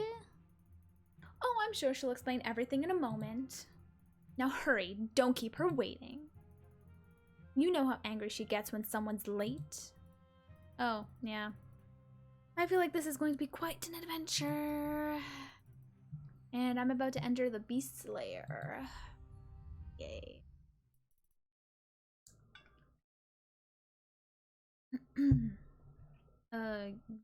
Called me? Yes, I did. Come in and close the door. I'd like you to explain something to me. I've just asked my daughters about what happened during my absence, and to my surprise, I've got two conflicting descriptions. Could you please explain how you did spend the last 2 days? I visited friends in town and did some things I planned to do. You could say I took 2 days off. So I have heard. I'm still wondering as to the nature of the liberties you took when I wasn't here to direct you. I certainly hope you did not do anything foolish.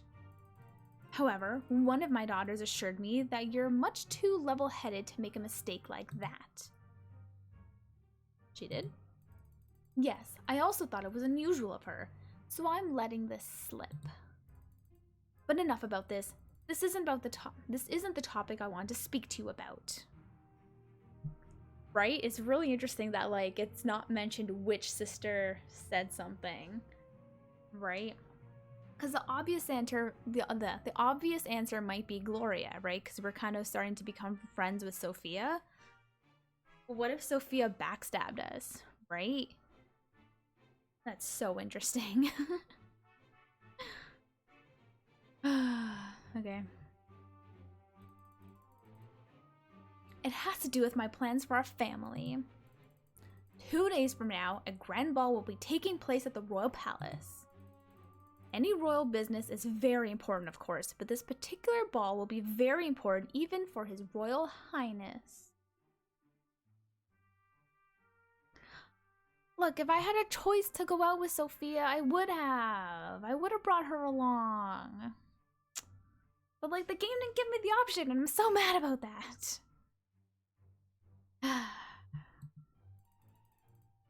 It means very careful preparations. The Royal Masquerade, I might have heard about it, yeah.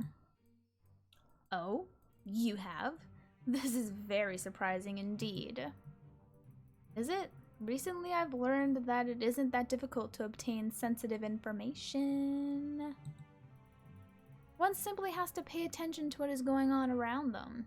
Watch carefully who is meeting with whom. Especially when it comes to certain shady-looking characters fetching rumors like a trained hound. Really? Well done then. Perhaps you are not as thick as I thought. Let's hope you'll forge this little success in collecting information into a permanent quality. A quality which I'm sure you'll find useful in life. Being well informed surely beats being kept in the dark. Folks say that truth shines like light and ignorance is the darkest night. It's a fitting comparison. After all, night is a time of fear, vulnerability, and powerlessness. quite a few things these days. I feel much safer and more powerful already. What matters here is that the ball is very near and there's little time left. It means that I will be expecting our entire family, and I do mean all of us, to give their best. By which I mean complete obedience. No questions, no drama, no nonsense. This is much too important an event to be spoiled in such a silly way. And what is my part of this plan then? Will I be going to the ball as well? Member of your family that I am. Don't be absurd. Royal affairs aren't your arena. I see. Then what is my arena, ma'am? Why, the house, of course. If everything goes smoothly, the ball should mark the point of our family coming back into high society. And that means one thing. Guests. We will need combined effort to make the residence spotless, but your role in this will be crucial. I see, milady. Would you also like me to hide in the wardrobe or pretend I'm a statue when the guests come? Or maybe being a statue would pose too much of competition for your charming and intelligent daughters. I understand your anger and your reasons. Now you must understand mine. I put much time and effort into creating this opportunity for my daughters. I will not let them be upstaged by anyone. You may play all sanctimonious with me now, but either now or in 10 years, you'll understand my perspective, and you will agree with my decision. Also, I don't see a single reason to yield to your complaints if all I get from you is recklessness and childish moods. Start supporting the family, and maybe the family will do the same for you. You like to refer to all of us as family, but only if it means I have to do something. Don't get melodramatic, girl. You sound like a bad novel. Even if I wanted to, I wouldn't be able to prepare 3 young ladies for a ball organized by the future king. Do you have any idea how much a decent dress costs these days? No. Of course you don't. Of course, how could buying a dress for the daughter of the rightful owner and head of the house be proper? Listen to me, girl, and listen good. I am the rightful owner of this house. And as unfortunate as it may be, your father, bless his soul eternal, is dead. No mother would put an orphan before her own children. I'm not just some orphan. And contrary to your real children, I'm not afraid to think and speak for myself. You're truly blind if you really can't see my potential and how useful I could be. Also for you. Enough of this idle chatter. We have a very important task ahead of us and little time left. Since you're thinking so highly of yourself and your skills, why don't you show us your pragmatic side and start cleaning the house and helping with preparations? That's it. Do you really believe that is all I can be good at? Demons, snap out of that constant daydreaming, girl, and start paying attention. Do you think that even if you were the lady of this house, you wouldn't need to keep it clean? Are you really selfish enough to believe that? Besides, the terrible burden of dusting and doing the dishes is minuscule in comparison with my responsibilities. Be grateful for having such a simple life. Oh yeah, very great. Shush. Not a word. Get the girls together and call the servants. Wait for me in the hall. I will bring you your orders in a moment. Several hours later. Finally, it's so clean you could positively dine from it. I'm tired, but it's still better than washing all those dishes was. I hate doing dishes. Preach, girl. Dishes are the worst. She's been back for a little more than 1 hour, and here we are scrubbing the floor on all fours. Cleaning the windows, polishing silverware, twice, and dusting everything. And did I mention doing the dishes? You might have. I hate that. Oh shit! Izzy raid! Ahoy! Raiders! Hey Izzy. Good to see you again. What's up, Raiders? Members of the Frozen Gang, or at least what we're calling it. unless Izzy decides otherwise. Hello, hello. Welcome. That's right. Izzy is going to be affiliates. Yeah.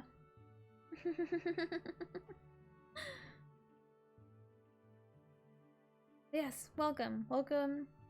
We are playing Cinders, which is a visual novel that is kind of follows the line of Cinderella to an extent. Yeah. We just found out about the masquerade ball that's going on, and we're in love with the captain of the guard, Perrault, as well as Madame Guide, who is the witch/voodoo lady. And we're hoping for a threesome. We just learned that Perrault and Madame Guide had a thing, and we could totally make them a thing again, plus add ourselves and be a nice, happy little threesome. That'd be great. The perv in me loves it. But anywho, I doubt that's a possible ending for this game, unfortunately. But yeah. Okay, let's continue. Do you know what I hate? I hate the fact that I'm here while my dear, charming, and wise beyond her age, wonderful sister is upstairs. Yes, very thirsty. Let me take a sip of my drink. Thanks for reminding me, Thane.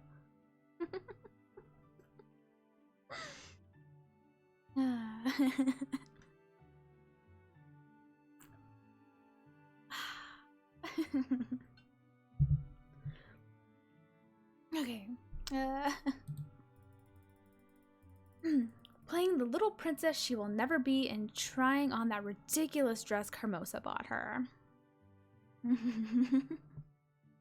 Exactly. It's all it's innocent here. There's nothing pervy going on at all.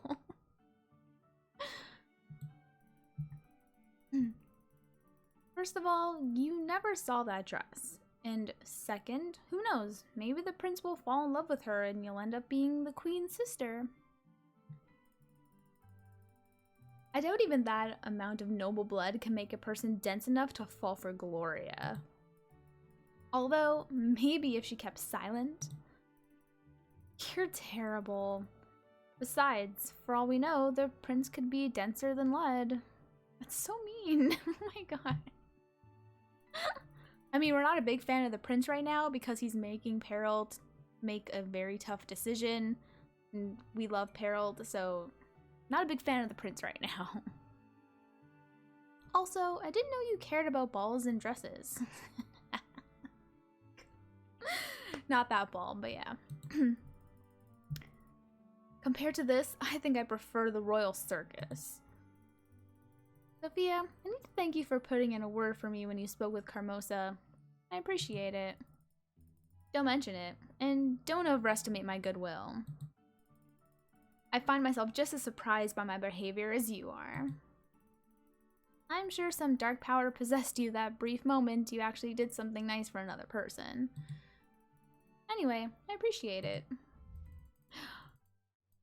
Oh shit. What are you two blabbering about this time? Wondering why the hall isn't sparkling yet?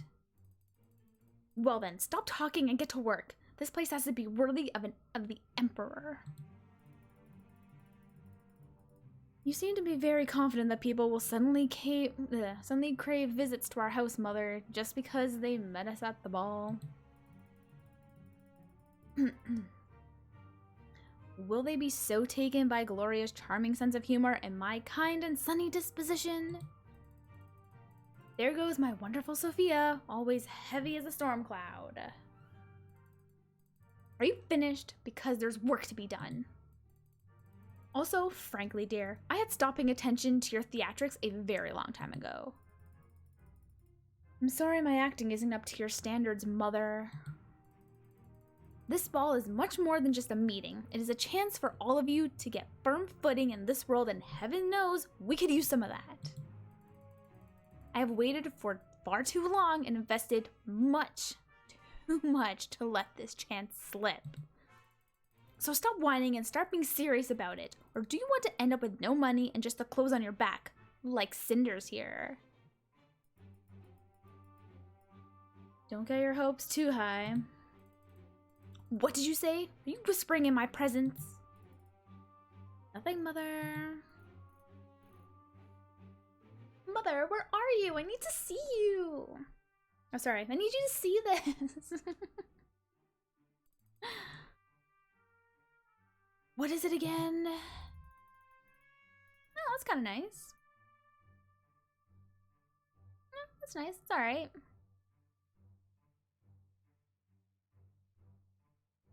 There must have been a mistake, Mother. This dress isn't my size at all. It's too long. I'm sweeping the floors with my every move, and if I ever have to dance in it, I risk serious injury or worse. Wow, personally, I think you look very pretty, Gloria. Very pretty indeed. Have your fun at my expense. You love to see me like this, don't you? Yeah, I think I'm beginning to like it too.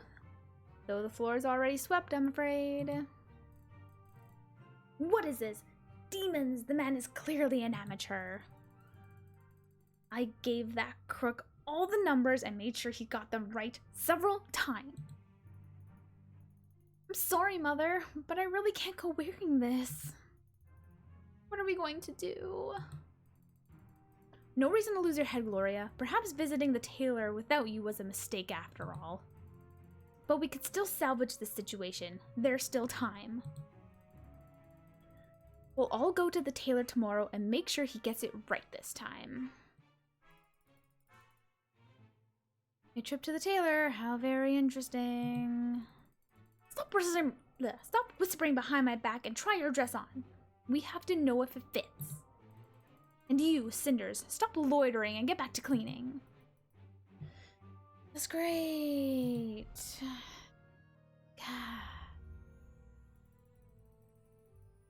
Cinders, do the cleaning while we try our new dresses on. Sure. Why don't we all relax and enjoy ourselves while Cinders scrubs the floor and walls? Can't believe I'm back to this again. Those past few days have been amazing. Now I know there's more to life than this, and not only in fairy tales. I need to change something instead of just bending to Carmosa's will and going back to what is called normal around here. How can I just forget about freedom now? Because let's be honest, Carmosa won't ever release me. She doesn't even consider me in her plans. I'm no one to her. What was that? Who would knock on my window at this hour? Some shady character must be. Let's see. Yes! Come whisk us away!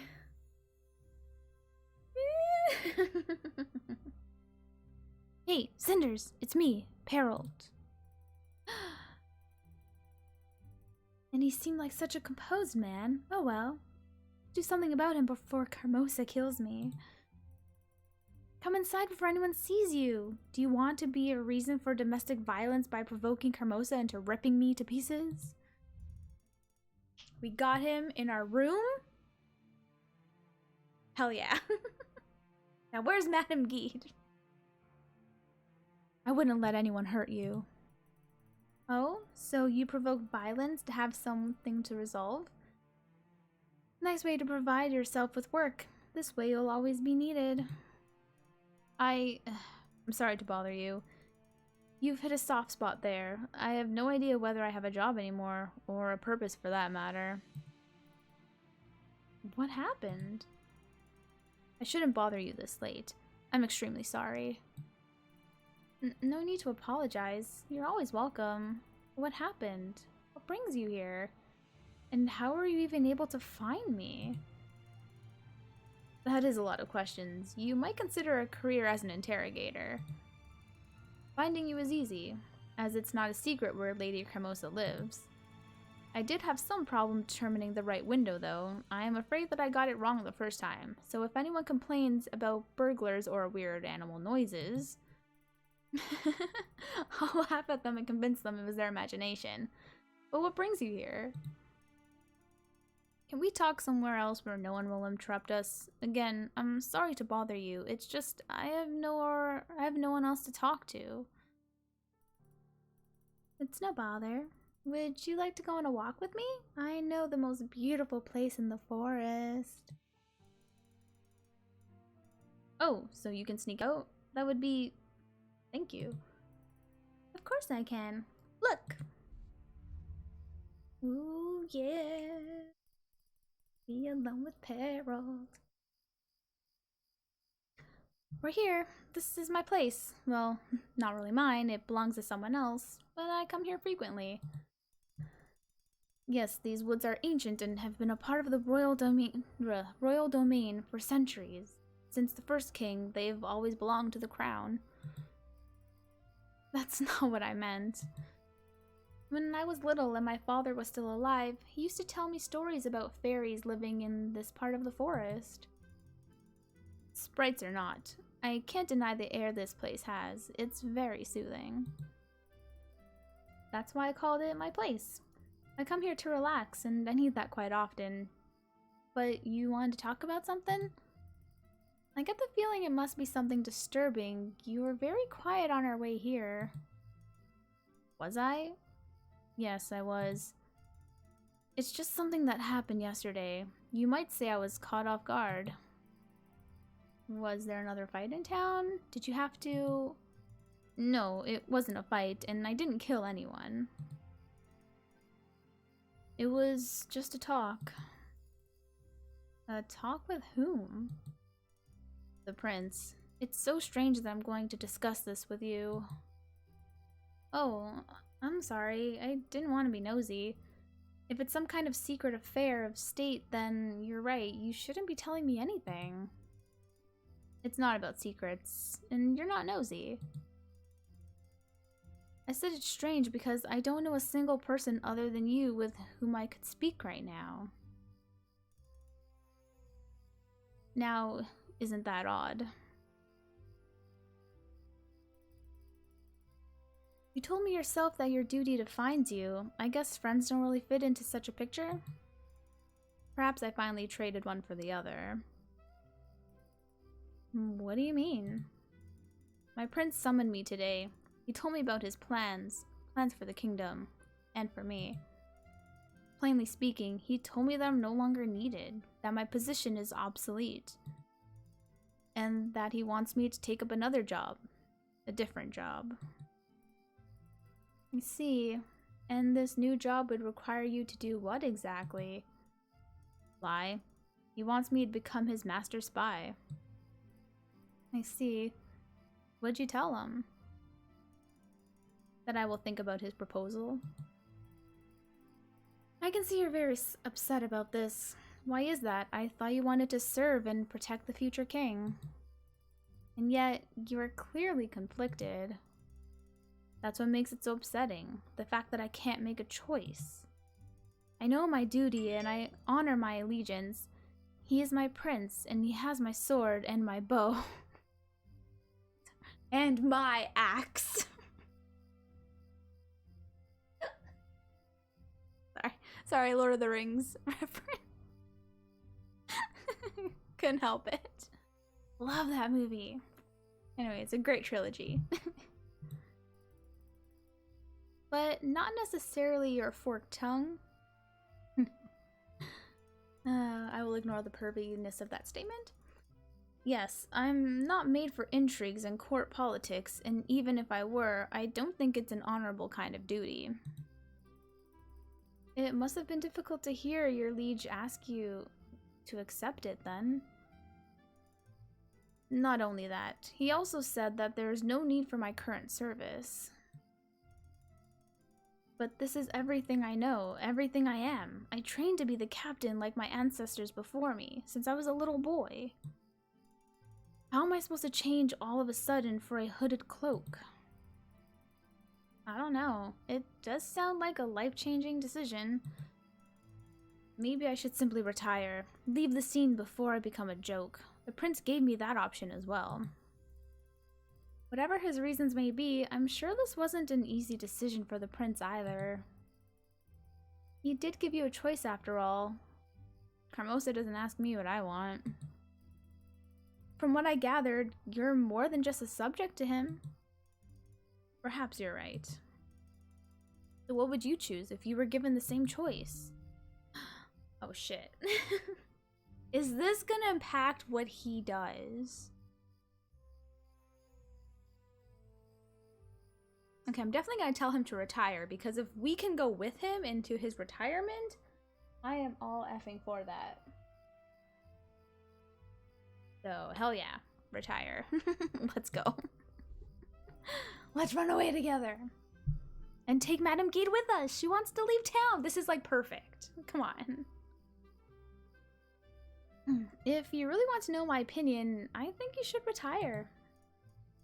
Really? Why is that? Well, it is obvious to me that you served your liege outstandingly and you really earned some time off duty. Time's changed and your mission is accomplished. You made it. You made it. Now it's time for you to rest and think about yourself, your life, and what do you want to do with it. You're being very nice while calling me a useless relic of the past at the same time. Don't be ridiculous. A man of your skills, I'd say the world is wide open right there in front of you. I also think that the prince must realize this. That's precisely why he presented you with a choice in the first place. I don't think I'll be making up my mind yet.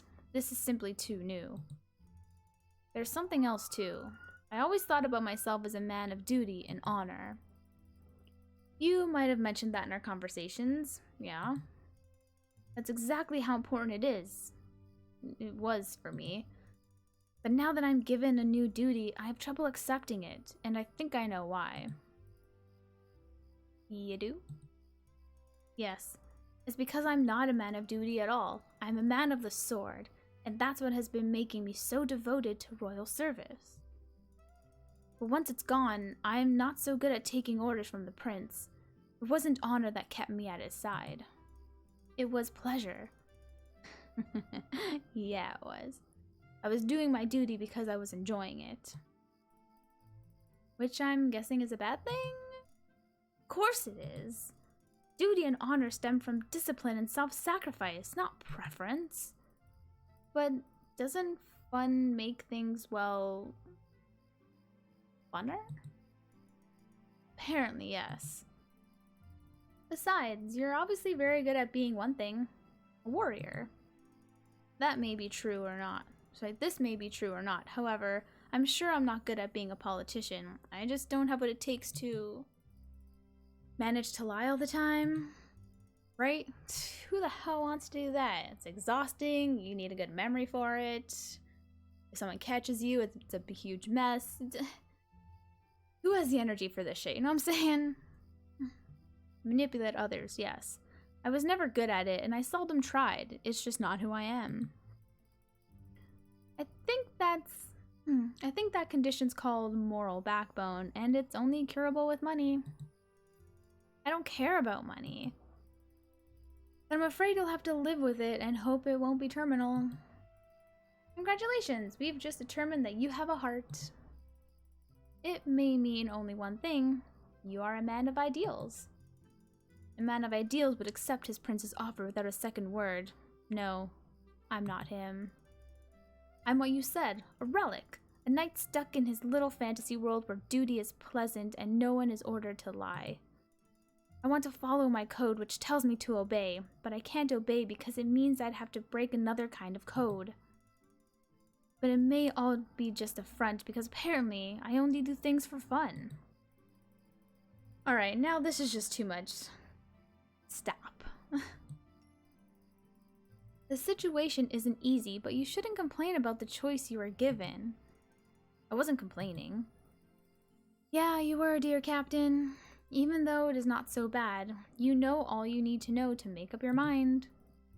On the one hand, you can put your duty first and let go of your morals, or honor as you like to call it. Or the other, you can hold true to your values but lose the role which defined you. The choice is clear and simple. Which weighs more in your mind? Duty or honor? You said it yourself. It is duty that defines me. Yeah, but roles change and the same is true for definitions. I'd say you put quite the defensive morals just a minute ago, so I think that your honor or your morals are what really define you. Thank you for your words. You gave me more than I expected. It does seem clearer now. I'm glad to have helped. Maybe it is indeed time for me to end this kind of living. Perhaps my mission, my family's mission, is over. Maybe I should just live, find myself the right woman, and focus on being a good man. Yes, or 2 women, wink wink nudge nudge. Although the right woman part may be a bit challenging. How about me? Okay, now we've decided this. Let's go into town, get Madame Guide, and peace the F out. We can do this. I don't think she's that difficult to find at all. I think she's closer than you think. Huh, my neighbor perhaps? Dude, I'm flirting with you. Oh, you mean yourself? Leaving this charming place with a talented warrior who's also very easy on the eye and happens to value my judgment. I know of worse fates than that. This kind of life you speak of, yes, I can see it vividly. Only now I understand how determined you are to flee from your house. It's true, but it's also true that I could do it in several ways. Oh, is that a hint that there's like so many different endings of this game? So cheeky. And the one having you in it is exceptionally attractive to me. Are you serious about it? I think we're both equally serious about wanting to say goodbye to both this town and our duties. Yes, I can see that now. It does sound tempting, leaving all this behind and just trying our luck, looking what fate has in store for us. Both of us. True. But this isn't all there is to it, is it? Oh, what do you mean? I hate to be asking you this, but did you just steer this entire conversation to make me aid you with your goals? It does seem a bit like that's the case, but I'm not sure. Yeah, I can see how it may look that way, and I understand how you would be worried. However, I can give you my word that I honestly and genuinely did my best to advise you. I told you what I really think is the best choice. I think, I know, right? I think he's caught on to us. But he does not yet know of our plan to include Madame Guide.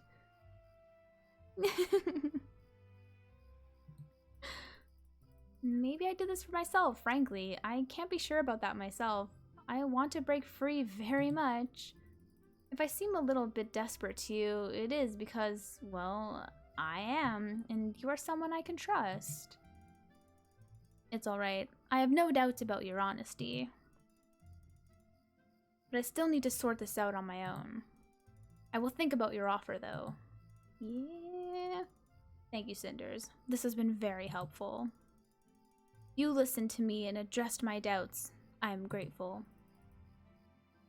Oh, it's been a pleasure. Hee hee hee. You helped me all you could, and now it's time for me to think about it on my own. Should I escort you back to your residence? Thanks, but that won't be necessary. Since I'm already here, I think I'll go and visit my mom's grave. It's nearby, and as someone recently pointed out to me, I should start taking care of it more diligently. So, you're just going to go for a little stroll? To the cemetery? You really are something else.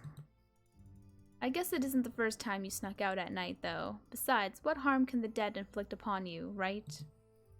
Exactly. In that case, may I at least accompany you on your way to the cemetery? Okay, so the first time we met Madame Guide, it was at the cemetery at our mom's grave.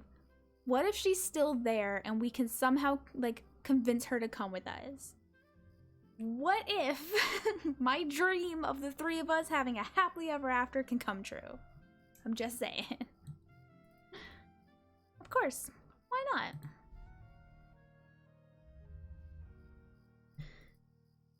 Right? All of my dreams could come true.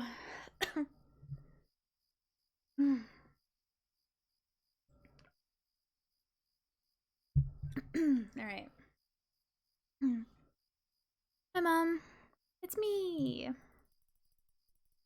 It was a while since my last visit. I'm sorry. I've had the most intense week. A bit crazy, actually. I feel like my head's so full of so full with thoughts about what's been going on that it will burst any second now. I met your old friend, Geed. You told me quite a lot about you. I can't believe how different it was. You were in comparison with what Father used to tell me. I'm sure you'd know what to do now. Geed said you were smart and strong. Ooh, and so are you. It's in your blood. Whose voice is this? Oh, is this the fairies? Oh shit. Not this again. Did I just fall asleep without noticing it? You're not dreaming. Alright. If you're so helpful, why don't you show yourself? As you wish. Ooh, she's pretty. Oh, I really like her design, actually. It's actually a really nice design for her. Heavens! Who are you? I'm the fairy of the lake, the one who is praised and feared by souls elated, and those of broken spirit. Ooh, the fairy.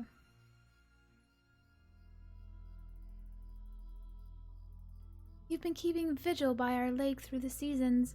You remembered about us. You did well. The sacrifice which your mother had made was not squandered. Give me a sword. Oh, King Arthur? Lady of the Lake? That'd be awesome. Yo, can we be King Arthur? Hell yeah.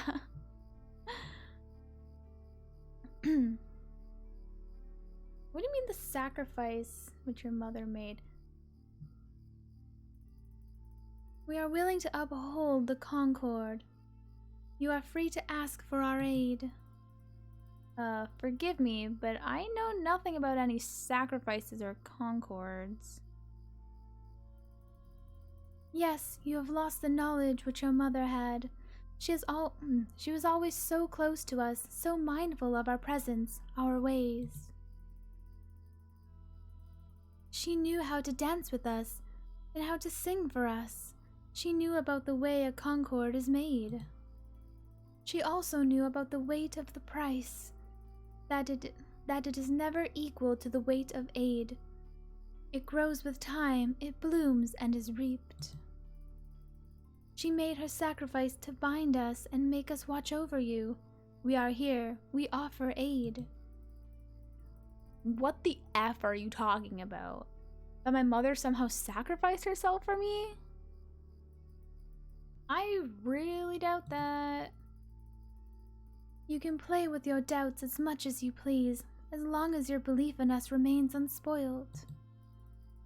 I really can't remember a single situation when a fairy helped me.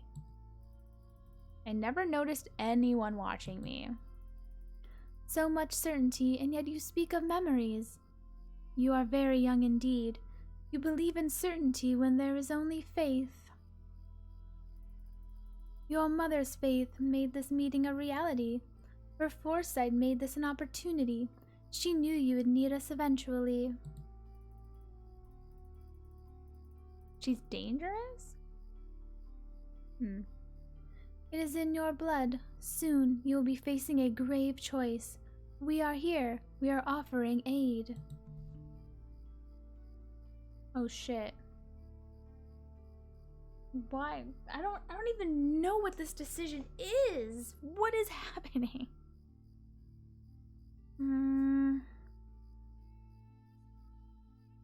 Apples.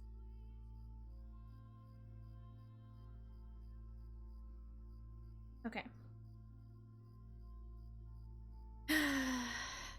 You know what?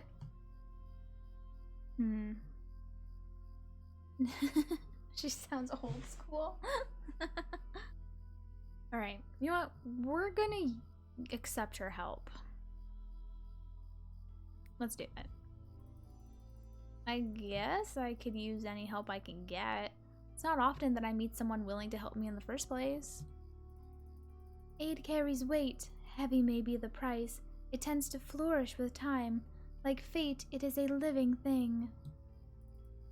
I understand.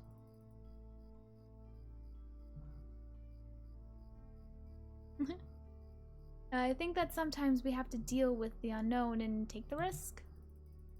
If Mum was brave enough to take this plunge, I am too. I will pay the price. You spoke like your mother. Yes, your blood is one. You are forged like her. Soon you will need us. If you are indeed ready to carry the weight, we will make a concord with you. You will receive aid. Good to know. I'm sick of having to do everything on my own.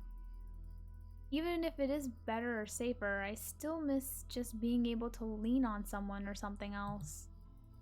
Also, I'd be a fool not to take this opportunity, even if it does sound a bit dangerous.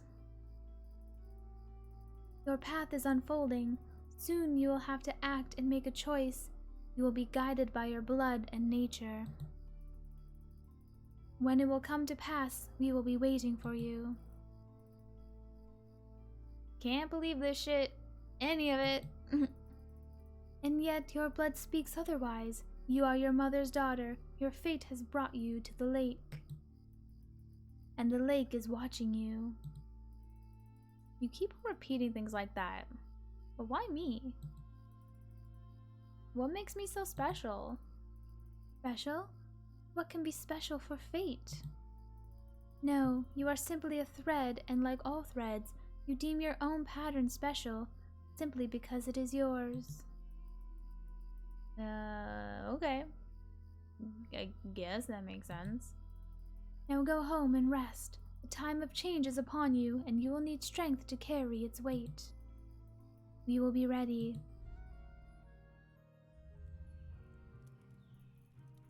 Ooh, alright. We're gonna end it here before we start a new day in-game. Damn. Where is this game going? Like, jeez. Look, so far we're definitely on the route of running away with Perrault. I am perfectly okay with that. Hell yeah. Even if Madame Guide won't be a part of that, I'm okay. I'll try to be okay with it. Oops. Hit my desk. Yeah, I'm gonna call it here. This game is so freaking interesting. I have no idea where it's going. I mean, he's gonna be a count. And I'm technically nobility too, so like... Because he's nothing. He's just like a warrior, a captain of the guard right now. He's gonna be made a nobility, a count, so... Not that it matters to us. We don't need the title to love him. But anywho. Yeah, I'm calling it here. Thank you for watching. Thank you for keeping me company. Super appreciate it. And I hope you're enjoying this game. We will continue it next week. As for tomorrow is Tormentum. Right, tomorrow we're playing Tormentum, and I feel like we're in the last stretch of that game, so we're probably finishing Tormentum tomorrow. So yeah. I'll be back tomorrow night, 11 p.m. EST. Thank you for watching, for being here. And yeah, have a good night, or whatever time of day it is for you. And I'll see you next stream. Bye-bye.